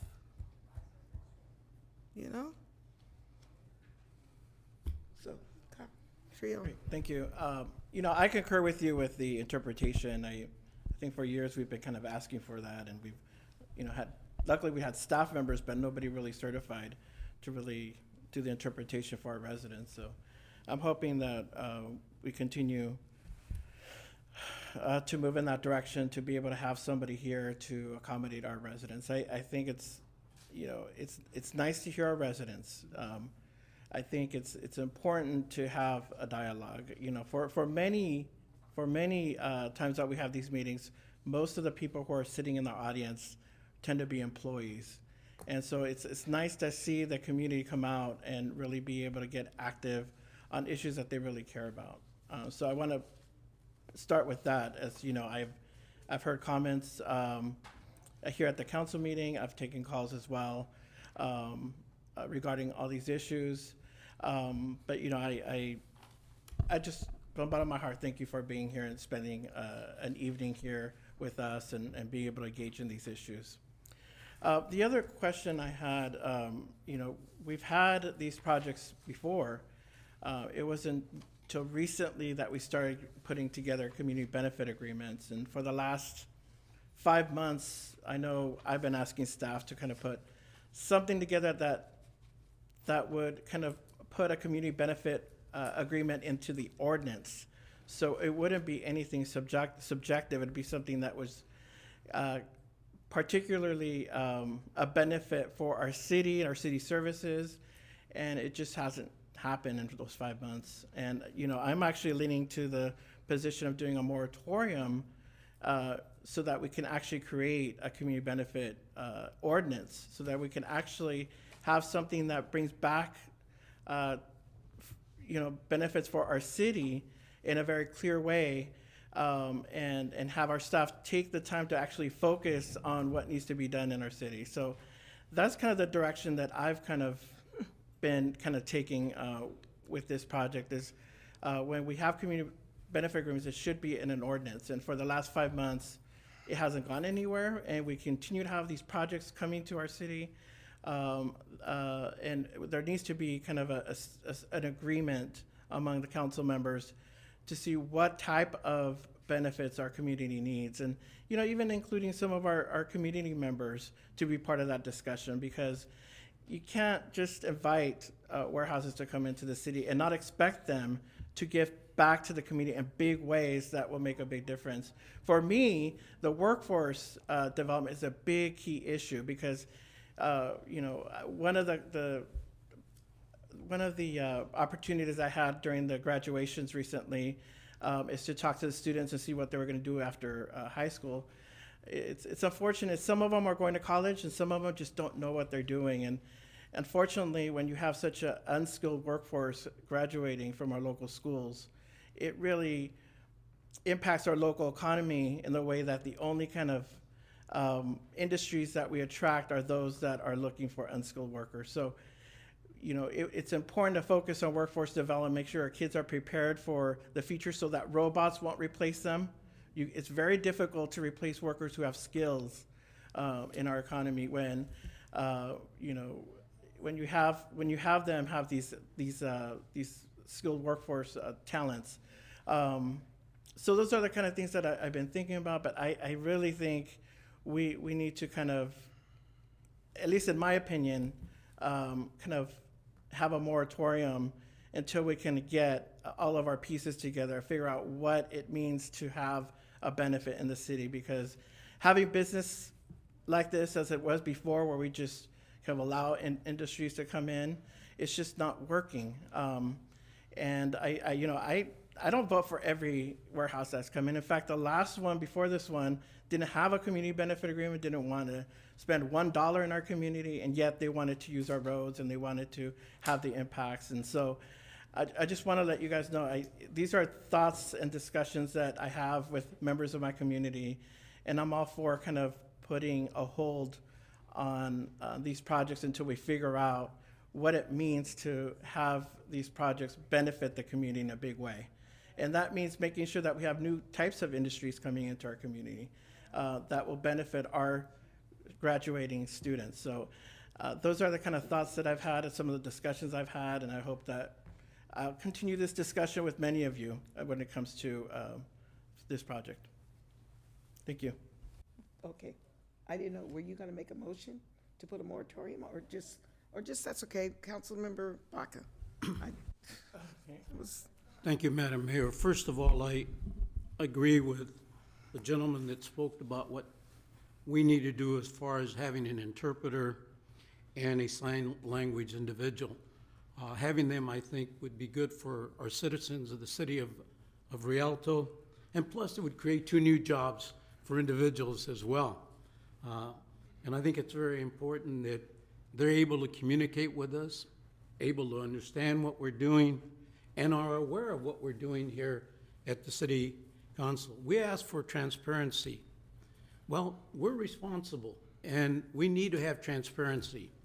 in our actions, and our communities need to know what we're doing. And as far as the community benefits, I sort of like agree with Councilmember Trujillo, but it should not be the responsibility of a member of this council or anybody else to turn around and ask a developer to give X amount of dollars to a certain organization or to a certain school or whatever the case may be, or to the police department. If a member does that, then they're in violation of federal law too as well. If it happens, I don't know if it's happened or not, but if it does, they're in violation. Now, in reference to, I appreciate, first of all of the people that have come and have spoken, not only today, but in the past against this project. I believe that we've got to hear your voices. We've got to hear your concerns. I believe when we ran for office, we said that we wanted to do the best for our cities. And any action that we take is in the best interest of the city. I believe that this warehouse is not in the best interest of the city. It's not about the short term. It's not about the benefits that we're going to get. Remember that the Lord was tempted many times, and the Lord turned all those temptations away because it wasn't about what he was going to get, but what was best for the people. And I think we have a responsibility here as well. What is it that it's best for the citizens of the city of Rialto today and in the future? And what impact will it have in the future if this warehouse is built today or tomorrow or the next day? Its impact that many of the citizens here today talked about, they're concerned about. And I'm very much concerned because I don't live too far from there. I'm concerned with many of the children and adults that utilize Frisbee Park. Many of these students or individuals that use it will be part of our school system. Can you imagine if they get asthma or cancer or some kind of affection that may affect them because of the quality of the air? And you know what? We're not God. We can't control where the wind is going to blow. And when it blows and these kids are there, or those individuals that are walking their dogs, because we got a beautiful walk park there for our dogs, the impact it may have on them in the future, and these students, the impact it may have on them that they may not be going to school. We talk about the money that's going to Rialto Unified School District. Well, they could be losing ADA money if these kids are sick and aren't going to school because of the warehouse that's been built there. So we got to think in terms of the future, not just now. That's why, I oppose this project. I don't think it's in the best interest of the city of Rialto. And we have a responsibility. I hope that members here on this council will reconsider their vote and turn this project down or table it until another action can be taken later on. Because it's my understanding that this project, once a developer gets the approval, he's going to turn around and sell it to a developer from Utah. Well, it's my understanding. I don't know. The gentleman shakes his head, and I would have loved to have had him stand up here so I could have questioned him in terms of where he came up with his community benefits package. Who told him to put those on that? But we can't, so we can only guess and suspect that who asked him, but I don't think he was doing it in the best interest of this city. I appreciate the fact that the police department was going to get a portion, but we shouldn't be sold out. It's going to cost more. And when you look at safety conditions, how many trucks are going to be there on a daily? And according to even the report that's been submitted to us, it says that we're going to have 503 trips daily. We don't even know if it's even higher than that. Can you imagine how many trucks on a daily basis will be coming off the 210, getting onto those warehouses? And when that truck is running, its impact it's going to have on all the citizens in that area? We don't know. And 240 trucks and trailers, 316 passenger that will be able to park there, which is additional parking, which means their cars are going to be running. You're going to be able to see that smog that comes out from the back of their exhaust systems in that area. We don't know. We don't know exactly what the real conditions are going to be. And as I stated before, its impact that many have said here in terms of our children, we didn't listen. We elected a planning commission that was appointed.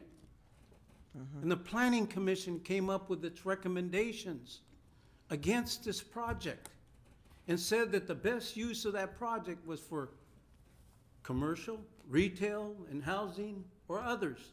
They didn't say warehouse. They didn't change the zoning on it to industrial. The staff came back and made the same recommendation. We ignored them. And we ignored you citizens that have come and have spoken before us and said, we don't want this warehouse here. And as someone said before, we're going to have a lot of other warehouses that are going to be built, and I'm not against warehouses. I think they have their place and where they're located at. But this particular one will impact that area, the new housing development that's just right across on the 210 in that area, additional homes, it'll impact San Bernardino, and then most of all, the safety, as I stated before, the safety that on emergency, when a vehicle from the paramedics or police or anyone else has to take any individual to Arrowhead Medical Center, the correct route is through there. Can you imagine if someone is in an ambulance back there and needs that emergency services now and is stuck behind a truck because we've got so many trucks that are going on that lane? They won't be able to get down to, Arrowhead Medical Center. That's why the Pepper off-ramp extension was built in the first place, to allow the safety of individuals that are traveling, whether it's from Rancho Cucamonga, whether it's from Fontana, whether it's from Rialto, whether it's from Wrightwood, whether it's from Big Bear, whether it's from Victorville, whether it's from Barstow, out in the desert area, their direct route and the easiest route to the hospital is through Pepper and not going around all the way around the 10 and coming back on off the 10 Pepper. So that's a safety perspective too as well that we've got to assess and evaluate. I hope my colleagues, and I may have mentioned, or I did mention, I said if, and the word is if, in the paper, that there may be a conflict of interest. I don't know if there is or not. We'll find out if there is a conflict of interest by a member that may have voted or not. I don't know. But we'll find out in the future if there is. And I hope that in the interest that individual and other individuals will reconsider and do the right thing and vote no on this project or vote to table it, and also to make sure that we allow the people to vote on this particular project. Thank you, Mayor. Okay. Councilmember Scott. Thank you, Madam Mayor. I want to thank the community for everything they've had to say this evening. As you know, we did approve this project 2 weeks ago, and I have a couple questions for you, Mr. City Attorney. The action tonight is simply to approve the resolutions or not approve the resolutions as they're written, correct? Correct. Okay. And as to the item with the community benefit agreement, that is strictly voluntary on the part of the developer? Yes. And the $5 million, well, I want to ask Mr. Casey a question first. Mr. Casey, that benefit agreement has changed from a charter school, $5 million to a charter school, to $5 million for the Rialto Unified School District. Did you request the developer to do that, make that change? No, that change was not requested by staff. Do you know who requested that change? No, we're not aware. Staff's not aware. Okay. And I just want to make a comment. I actually agree with the comments the mayor made about the school district. I'm a little displeased. I'm more than a little displeased. I don't think that any project being built in this city, money should be given through a community benefit agreement to the Rialto Unified School District. So I don't know who requested that money be given to the school district, but I'm opposed to it. I've been opposed to giving the school district monies, and I will continue to be opposed to giving the school district money. When we dissolved the RDA, the sales of properties through the RDA are divided up amongst taxing agencies. The Rialto Unified School District gets a large chunk, one of the largest chunks of that money. And I believe in the properties that we've sold in the Renaissance specific area, they probably by September, October, when the Myro Way property closes, will have received $14 million from the city of Rialto, or through our redevelopment agency, while we will have received $7 million. So as you can see, they've been getting quite a bit of money as it is. Additionally, they get quite a bit of money off the property taxes of every commercial building and every residential building built in this city. And I've asked for those numbers. Do you have those numbers? I do not have those numbers. Okay, I still want those numbers. I'd like to have them. My last question about this $5 million to the Rialto Unified School District, is that money coming to the city of Rialto and then going to the school district, or how's that money being paid? The agreement expressly says that the developer shall pay the lump sum payment of $5 million to the Rialto Unified School District. So it's a direct payment to them. It's a direct payment to the Doesn't come school through district. the city of Rialto. Correct. And we did not ask for it that anybody knows. That's correct. Okay. Okay, so based on that, I'm going to move for an approval of resolutions number 8098, 8099, 8100, 8101, 8102. I have a question before I ask if there's a motion, approval, a second to your motion. And I had a question for staff as well. Sorry about that. Again, on this material here, you said that it will be paid again. This has been arranged by the developer, but yet in the report it says that money gets paid to the school district. Why is it again in the report? Paid in full upon building permit issuance. Yes. Why do, I guess I'm just still trying to understand, if it's nothing we're controlling, and this voluntary community benefit that everybody seems to think is somehow miraculously been created, and we've been asking for some guidelines, but why are we writing it in our documents and taking action on it? That's a very good question, Mayor. The staff will require proof of those payments to the school district, that the developer has made those payments to the school district prior to the staff issuing the building. So we are entwined. As far as receiving proof of payment, We won't give them a building permit, or we give it, and then we gotta make sure that they pay it. that's the terms that the applicant has agreed to in the community benefit agreement. Okay. That is still a concern, and I guess the question I have for council or for the, and we've gone through this before, why can't we, on this matter, is it tied to having to hold a special election at any time we generally get caught, can we hold a special election on any matter that allows the community to vote on something before we go with the normal general election on 2024? And I guess I'm gonna let council give a response to it. Yes, Because in it's the all case, about the cost of holding the election, right? the cost of the election, whether it's by referendum or initiative, would be on the city. The city would have to pay Yes, the election yes. cost. This isn't proposing a tax, so we're not limited to only going to every 2 years.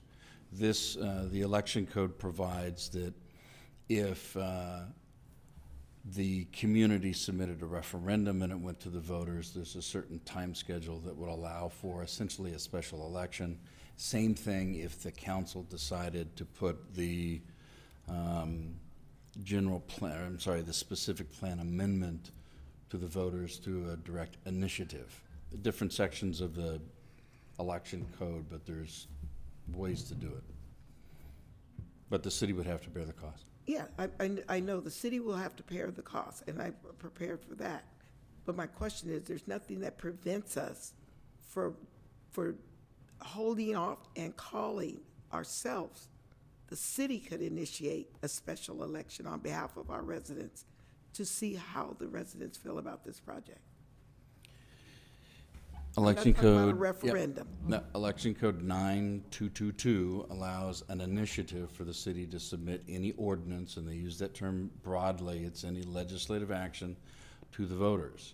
Your specific plan amendment in this case is a legislative action that could be submitted to the voters. Now, there might be legal consequences vis-a-vis the developer, but I don't know that at this point. I don't know. Well, nor do I. And so, I know that there's a motion, but I would hope that before we take action on that, we would consider and we absorb the cost to hold an election and let the residents vote on it. And if I understand you, counsel, it gives the developer an opportunity maybe to file a litigation against the city for delaying the project, but we haven't acted on this project. No, Because there is now been modifications to the original document, and there's a lot of stuff here that we don't have control over. But I'm just asking the question because I've heard people say, put it to the voters. Let's hear from our community. But I still feel that I don't understand why we feel compelled. Where do we see the benefit to this project to our community besides community benefits? The assessed property value once he develops the property. And if he sells it, it doesn't matter, we still get an assessed property value.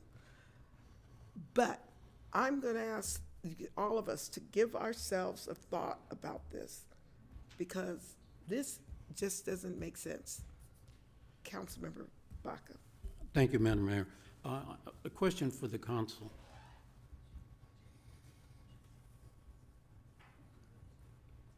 Question for the council.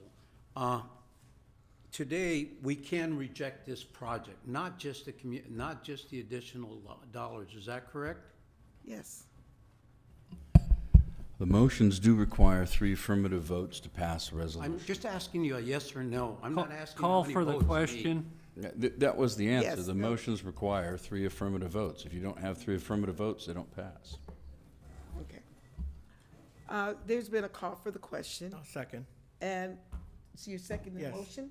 I move that we table it. You're seconding? Yes. Okay, so, Motion on the floor. excuse me?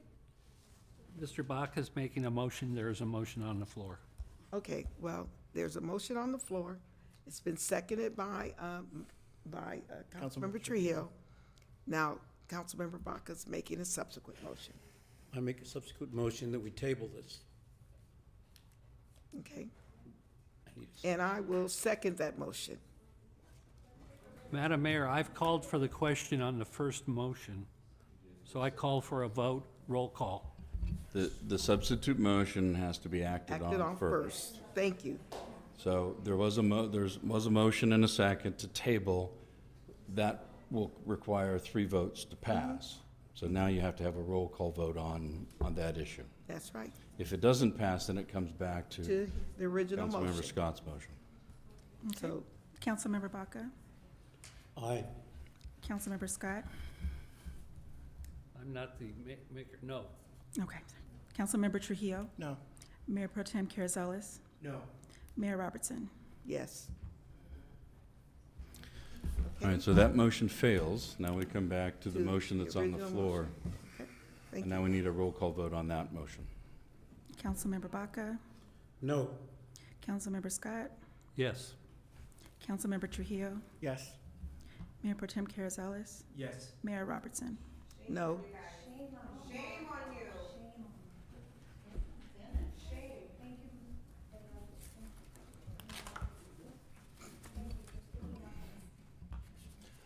With that motion passing, that concludes this agenda item, council.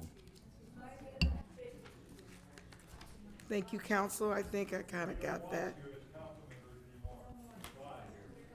All right.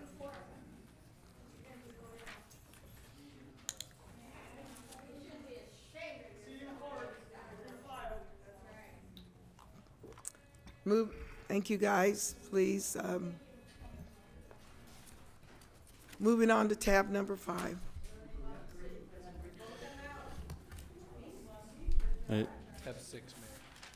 Oh, I'm sorry. Moving on to tab number 6.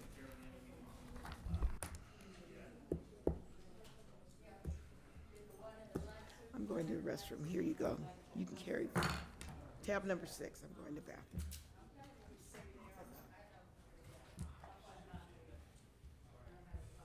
Tab number 6, request City Council to approve Third Amendment.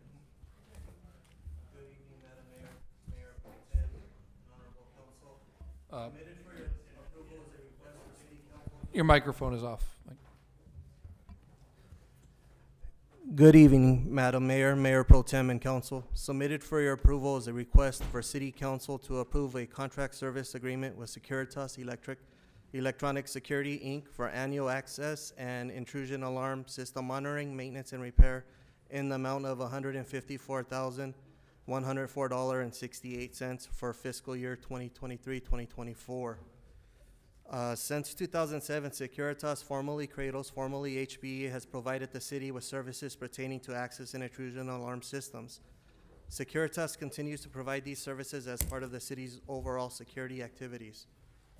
On August 9, 2011, City Council approved Kratos as a sole source provider for security systems as part of efforts to ensure continuity and maintain a high security standard. The current agreement to provide these services expires on June 30th, 2023. In preparation for the upcoming fiscal year 2023-2024, staff is requesting 1 additional year of service with an optional 2-year, 1-year extensions to maintain this service. Should the City Council elect to extend the contract, Securitas has proposed a 3.5 price reduction decrease for this upcoming fiscal year. Budget is available in the Internal Service Facility Maintenance Fund account number 7302-2011 for fiscal year 2023-2024 in the amount of $134,104. For the security alarm system monitoring and maintenance, staff is requesting an additional 15% of the proposed cost in the amount of $20,000, which would be allocated for additional services improvements not covered under the service agreement, such as card readers, panels, port hubs, and intrusion alarm systems, new installations. Staff recommends to council to approve the contract service agreement with Securitas Electric Security, Inc. for the annual access and intrusion alarm system monitoring, maintenance, and repair services, and a not-to-exceed total amount of $154,104.68 for the upcoming fiscal year, and authorize the city manager to execute all related documents. This concludes my presentation. Myself, as well as Tracy, a representative from Securitas, is here for any questions. Move approval. Second. I got a motion by Councilmember Scott and a second by Councilman Trujillo. Any opposition? Hearing none, motion passes. Council, I think we should note that Councilmember Baca and the mayor are not present on the dais at this time. You still have a quorum to conduct business. Thank you. And that brings us to tab 7.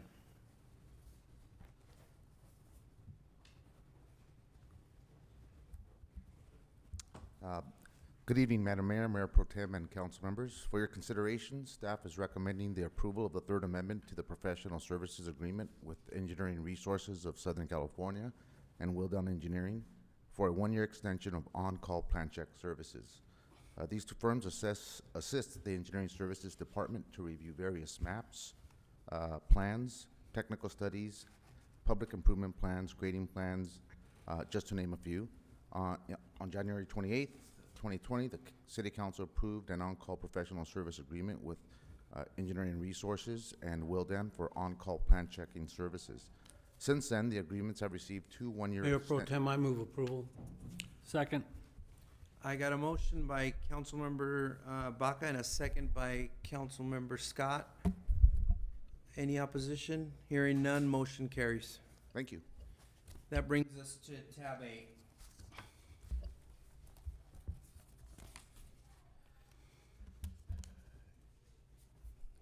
Good evening again, Council. Submitted for your approval is a request for City Council to award a contract service agreement and issue a purchase order to Inland Empire Landscape in a not-to-exceed amount of $925,496 for the landscape services of the street medians, parkways, and LMDs for fiscal year 23-24. The current Mayor agreement... Pro Tem, I move approval. I have some questions on this item. Okay. Did you want to continue, have him continue the presentation? Or Yeah. Go ahead and continue. Okay. The current agreement provides these services, which expires on June 30th, 2023. In preparation for the upcoming fiscal year 2023-2024, on March 22nd, 2023, staff released a request for bid for landscape services. Staff conducted a mandatory pre-bid meeting on April 5th, 2023, and an online question and answer session on April 12th with 8 firms in attendance. The RFP period closed on April 24th with 5 bids submitted. City staff reviewed each proposal according to the criteria listed in the RFP. Staff concluded that the Inland Empire Landscape submitted the lowest responsive bid and determined it to be the best choice to continue to provide the city with landscape maintenance services for the city's LMDs, medians, and parkways. A copy of the bid abstract is included as attachment 1 in the staff report. A total budget of $925,000 is available in the landscape maintenance services for fiscal year 2023-2024. Staff is requesting an additional 5% of the proposed cost in the amount of $44,000 allocated for additional services and improvements in the LMD areas. Staff has historically requested a range of 5 to 8% for LMD improvements and extra services offered by this vendor. Staff recommends that the City Council award a contract service agreement to Inland Empire Landscape in a not-to-exceed amount of $925,496 for landscape maintenance services on street medians, parkways, for fiscal year 2023, starting July 1st, 2023. And also authorize city manager to execute all related documents. Myself, as well as representatives from Inland Landscape, are here to answer any questions you might have. Councilmember Scott, you have a question? I do. Somewhat related to this, my question is this. I've noticed in the city landscape areas, and specifically Riverside Avenue, Bloomington Avenue, and other places in the city, and it's even occurring on areas where there's commercial development, but the bark, the cover, the bark that we've been putting out is turning white or even disappearing because of all the rains we've had there. It's washing away, and it's starting to look bad. So in these contracts with the 2 landscape companies that we have, is there a provision for them to replace that bark, or is that a separate capital type item? I believe that is a separate item. The maintenance usually falls on the Park Maintenance Division, who does that on an annual basis as needed. Park maintenance is doing the bark in the, why would they be doing it versus having our landscape people that are out there every week? They do it during various events, Earth Days, cleanup days, and those are the days that the bark is Those all ordered. just passed, and we haven't replaced any of them, and the city's starting to look kind of shabby. So can we get a report back from you or Mr. Sullivan as to when those areas are gonna be recovered so that they look decent? I mean, bark is nice, ground cover's nice, but you gotta maintain it and replace it on a periodic basis. And we're not paying a lot of money for it, I don't think, or even if we're paying for it. I don't know if Burtech aren't they giving us so much per year? Yes, we receive bark from Burtech. Okay, so can we get a report? It doesn't have to be in the council meeting, just maybe to the council through an email or something of when those areas are gonna be recovered? Absolutely, I'll follow up. Okay, great. Thank you. Make a motion to approve it. And I would second his motion. I got a motion from Councilmember Baca and a second from Councilmember Scott. Any opposition? Hearing none, motion carries. Thank you. And it brings us to tab 9, which was pulled, so that actually brings us to tab 10. Mayor Pro Tem, could I ask Councilmember Scott a question on what he had said just a moment ago? Yes, please. Would you be okay with a receive and file report, since you asked it in open session, if we could provide that in the next meeting as just a receive and file on consent? It doesn't need to be on the agenda at all. If we could just be sent an email by Mr. Sullivan. Perfect. Or whoever, just telling us what the schedule is and when they're gonna be done. I'm just bringing it to your attention, and I kind of assumed that probably the landscapers were doing it, but I didn't know if it was in their contract or not. Thank you. Go right ahead. Good evening, Mayor Pro Tem and members of the council. The item before you is in discussion of the county ARPA allocation funding for the Birdsall Park Improvement Project. At the February 28th City Council meeting, City Council approved the submission of 2 proposals to go to the county in consideration for the ARPA funding. On April 14th, county informed city staff that both projects would be allocated funds. At the May 9th City Council meeting, Council approved staff to meet with county requesting that the ARPA funding be allocated specifically to Birdsall Park. On May 25th, staff was notified that funding was increased for the Birdsall Park and removed from the Rialto City Park proposal. At the same meeting, staff also recommended to Council the reallocation of the $1 million from the fitness center conversion project to reallocate it to the Birdsall Park project to ensure that complete funding would be in place in order to complete the project. The funding is required to be spent by December 2027. So staff is recommending that council adopt resolution 8103, amending the capital improvement program, appropriating $1,617,950 to the Birdsall Park Improvement Move approval. Second. I have a motion by Councilmember Baca and a second by Councilmember Scott. I have a question. Go right ahead, Mr. Trujillo. Thank you, Cynthia. I have a question. You know, I see these projects kind of popping up throughout our agendas over the last couple of years, and was wondering if there's do you have like an organized way of kind of showing maybe like a rubric showing what kind of needs? So has there been a needs assessment in our park system? So back in 2016, a study was done throughout the different parks, and that information was brought back together to discuss with the council. It's called the 6 City Park Project. Okay. From there is where I'm taking all of this information and starting to cross off a lot of the past projects that have been listed for the city to look at critical infrastructure and ADA improvements. So I'm trying to take the projects from past studies that the council has paid a lot of money for to have done and just start, crossing out some of those things, which is all of the projects that I have brought forward for council for consideration for grant funding or for any other opportunity is coming from that specific list. Great. Maybe you could share it with us or send it to us so we can all. Yeah, absolutely. Thank you so much. So that's where we're at. So I have a motion by Councilmember Baca and a second by Councilmember Scott. Any opposition? Hearing none, motion carries. And that brings us to reports. And Madam Mayor, if you want to take it over from here, or There's 11. Tab 11. I don't have a tab 11. I do. It's on here. Yeah, there's. You got the old When you one. pull this, there's a tab 11. I think this was, it was pulled, yes. But it's still, but still in the package. Yeah, I didn't think we had. It's here.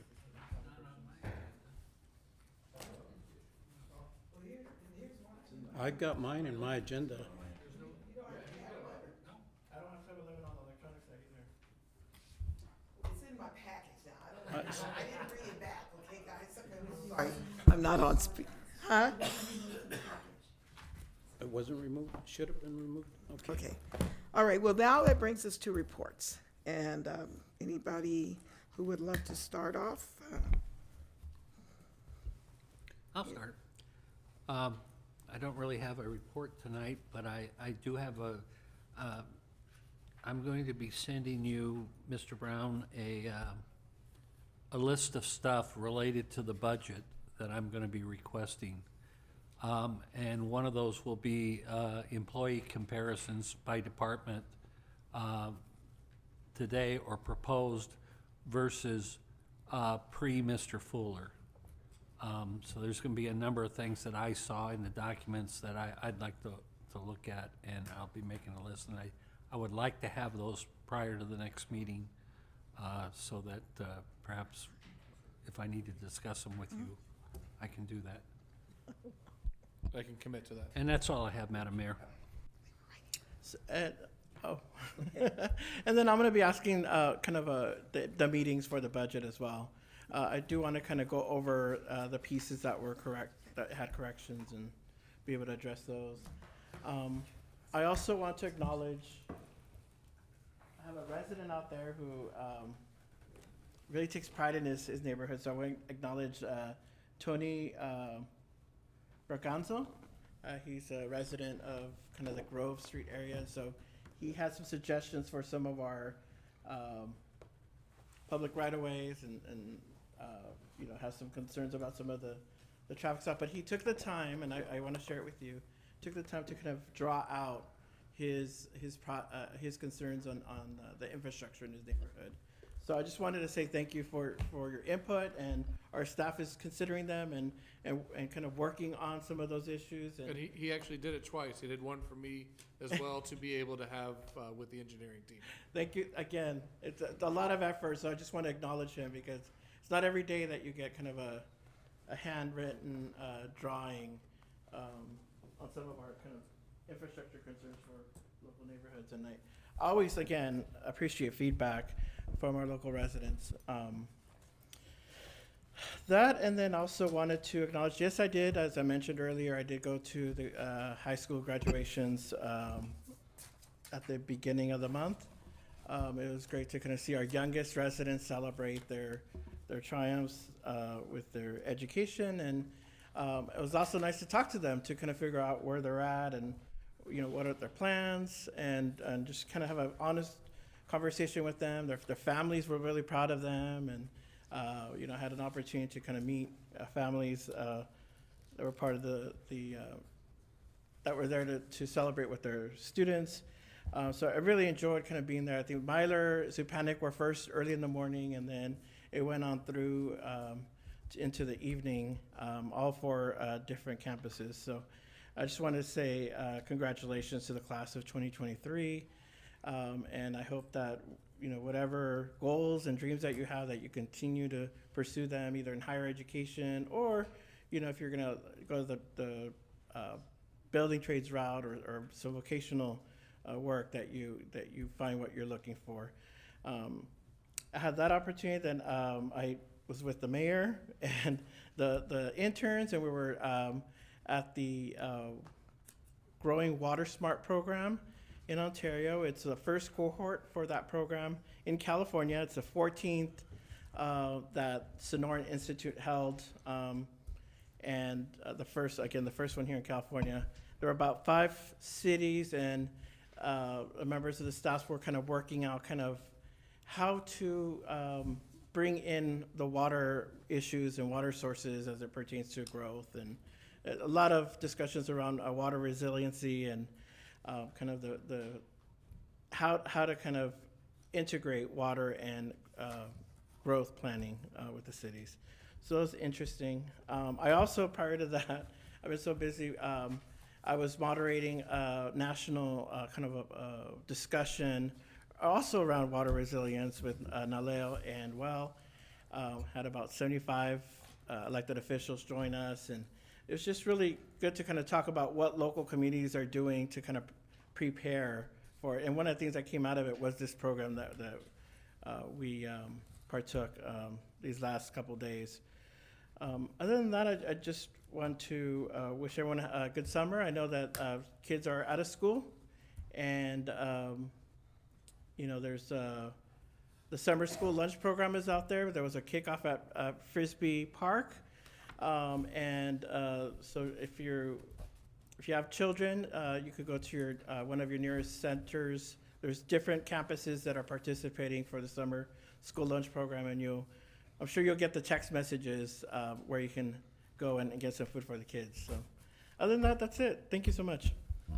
Thank you. I noticed we started with reports, but I also had on my desk, and I saw it, and I did not want it to go unannounced. So we're going to stop and let our Community Service Director, Park and Recs, Ms. Cynthia Alvarado, give us what's happening in Rialto, unless you guys did that while I was out the room. No. I don't think so. Thank you. All right. So we'll take a pause. Thank you, Cynthia. All right, Gabe, you got my slides? All right, thank you, sir. All right, Friday, we will be having movies in the park at Frisbee Park. We will be showing Super Pets. Fun starts at 7. On Monday, Black on the Block will be hosting the Juneteenth Jam Rialto at Ferguson Park, 6 to 10 p.m. On Wednesday, June 21st, we'll be hosting the Men's Health and Wellness in the City Clerk's parking lot from 10 a.m. to 2 p.m. in conjunction with Farmers Market.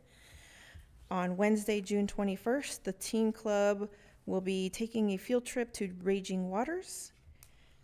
On Friday, June 23rd, Movies in the Park. We'll be showing Wakanda Forever at Margaret Todd Park. That will be our collaboration with NSG for Juneteenth Celebration of Culture. On Sunday, June 25th, adult basketball will kick off at the Carl Johnson Center. On Tuesday, June 27th, we'll have a new program starting at the Tom Sawyer Pool. It will be Splash Ball, and it will be basically the kids learning the foundational skills for water polo. On Friday, June 30th, we'll be doing Movies in the Park. We'll be at Ferguson Park. We'll be showing Puss in Boots. Fun starts at 7. And then on Tuesday, July 4th, we'll be having our annual 4th of July celebration event at Jerry Eves. The event starts at 4:30. Parking lot will open at the event starts at 5:30. Parking lot will open at 4:30. On July 15th, we'll be hosting a park cleanup at Bud Bender from 7:30 a.m. to noon. And save the date for our drowning prevention, which will be Saturday, July 22nd at Tom Sawyer Pool in collaboration with our fire department. Thank you. Okay, and then now we'll go to you for your comments on reports. Okay, thank you, Madam Mayor. Okay. First of all, I'd like to state that I went to the Rialto Park Little League closing ceremonies and selection of the All-Stars on Monday of last week. I was glad to be there to see a lot of the parents that were there and a lot of the youth that participated, and then the All-Stars that were selected. Also like to mention, I was informed while I was there, the Rialto Park Little League will be hosting the sectionals that'll be held here in the city of Rialto on June 21st. Hopefully that, I know that I've talked to both the acting city manager and the Parks Recreation Director, that we get that field up to standard and make a good impression on those that are coming to our city to participate in the Little League sectionals that will be held on that date on June 21st. The other thing I'd like to mention is the graduation. I also attended the graduations for Rialto Unified School District for the 4 high schools that were graduating the class of 2023. I want to congratulate all of the graduates. I want to thank the parents that participated in that particular day. I want to also thank Rialto Unified School District administrators, the faculty, the teachers, for producing these young kids that will be going on to become part of our future leaders in the near future, whether they choose to stay in Rialto or go on to further their education or get a job somewhere else. Last but not least, I'd like to mention that I attended the car show. I want to thank the Rotary Club in the city of Rialto and the Parks and Recreation for hosting that event just past weekend on Friday and Saturday. I attended it on Saturday. I want to thank the fire department for participating, the police department for participating on there. It shows that public safety is important and that we care about our community and that we're involved in the community. We've got to continue to do that, not only now, but in the future as well. So I thank all three departments for their participation on this activity sponsored by the Rotary Clubs. It was an excellent car show with many excellent vehicles that were there. So again, thank you. And that concludes my report. With the exception, I'd like to wish everybody a happy Father's Day this coming Sunday. To all fathers, happy Father's Day. May you enjoy the day, and may the Lord bless each and every one of you. Thank you. Thank you. Mayor Pro Tem? Thank you, Madam Mayor. As I do my rounds here in the city and I go down every exit of our city at least once a month, I'm very proud of the work that Mr. Tim Sullivan and his team have been keeping up with all the graffiti as you come into our city. So I'm glad that's become a priority because the optics of our city is very important to me. And so I want to commend you for the hard work and the dedication and the persistence of staying on top of some of this graffiti that was kind of being ignored in the past. So thanks for that. And also my oldest daughter, Paris, graduated from Carter High School. I had the opportunity to join them and actually hand her her diploma, so that was very humbling. I know Councilman Trujillo was there, Councilman Baca was there, and it was the school district really puts on a great show there at the arena in Ontario, and so I want to congratulate her and my niece Mariah that also graduated, and all their friends. And additionally, I also had the opportunity to meet and congratulate one of our very own here, Amy Crow's son, who also graduated from Carter High School. So congratulations to him as well. And that's all I have for today, Madam Mayor. Thank you. All right. Thank you. Thank you. Couple of things, just follow up quickly. Councilmember Trujillo mentioned that we attended the Grow Water Smart cohort or workshop, and he acknowledged that we were there and the environmental interns, but I also would like to take the opportunity to acknowledge that some of the staff was there as well, and I appreciate that they were in attendance, and that was Cynthia and my guy Corona, and also Vincent, as well as Toyasha. So I think we had a good team of people that were there to be involved and be engaged with the other cities. The cities were Baldwin Park, South El Monte, Indio. Yeah, we had Indio, and I think there was 6 cities and that. So that was a really good event. I was there yesterday, but it was known that probably would not be able to be there today. The other thing, Councilmember Baca noted it, and I too want to just say again to everybody, Happy Father's Day coming up. In addition to my event, my birthday, I want to acknowledge you guys for your contributions to the overall universe. Okay, it does not go unnoticed. And then to Mayor Pro Tem's point about the graffiti, and I too want to acknowledge and appreciate that the team, the maintenance team, and Tim Sullivan and them have been doing an outstanding good job trying to stay on everything. But even with the graffiti, I did run into a resident in a store outside of Rialto, and first thing he wanted to tell me about was graffiti. That we were addressing it. I, of course, tried to share with him, and I'll share with others, that when there's graffiti on buildings that are private property, industrial buildings, it's also some parts of the property owners, the building or whatever, to handle it. But nonetheless, I would appreciate, so if he's listening, that would you look at I guess it's a brown building that sits on Cedar, just north of Merrill, right behind the Jack in the Box and the gas station. That seems to be a focus of constant tagging. And so I want to let the resident know that I did bring that to everyone's attention. And then I want to say a special congratulations, Mayor Pro Tem, to your daughter graduating.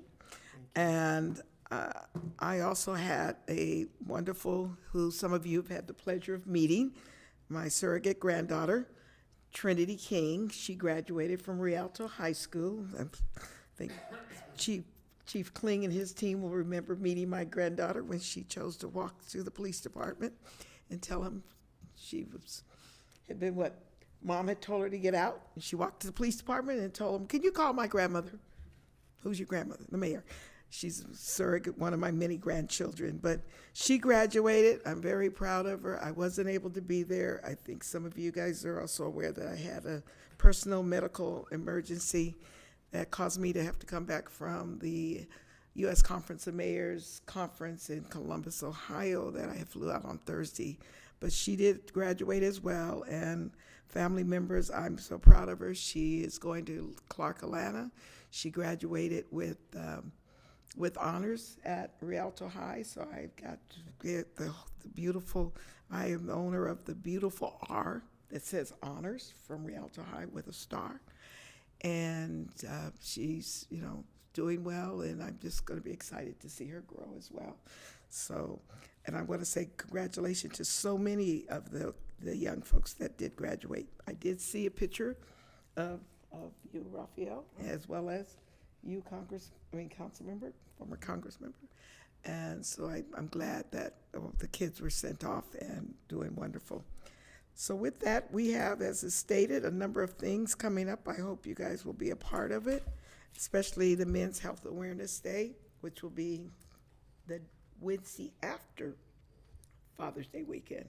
And that's the 21st, and I think Cynthia did make mention of it. But so other than that, I think that's it. And I want to say happy birthday to my upcoming other granddaughter, the last of the granddaughters. She will turn 13 on June 21st. Great. And that's Janelle Gilbert. And then the other one turned 15 on June 2nd. So it was a time when the Junes outnumbered the Marches, but the March babies are now outnumbering us. So go ahead, Mayor. So I have one of our youngest graduates that apparently is watching TV right now and is very upset that he didn't get mentioned. So Noah Lopez, congratulations for graduating from kindergarten.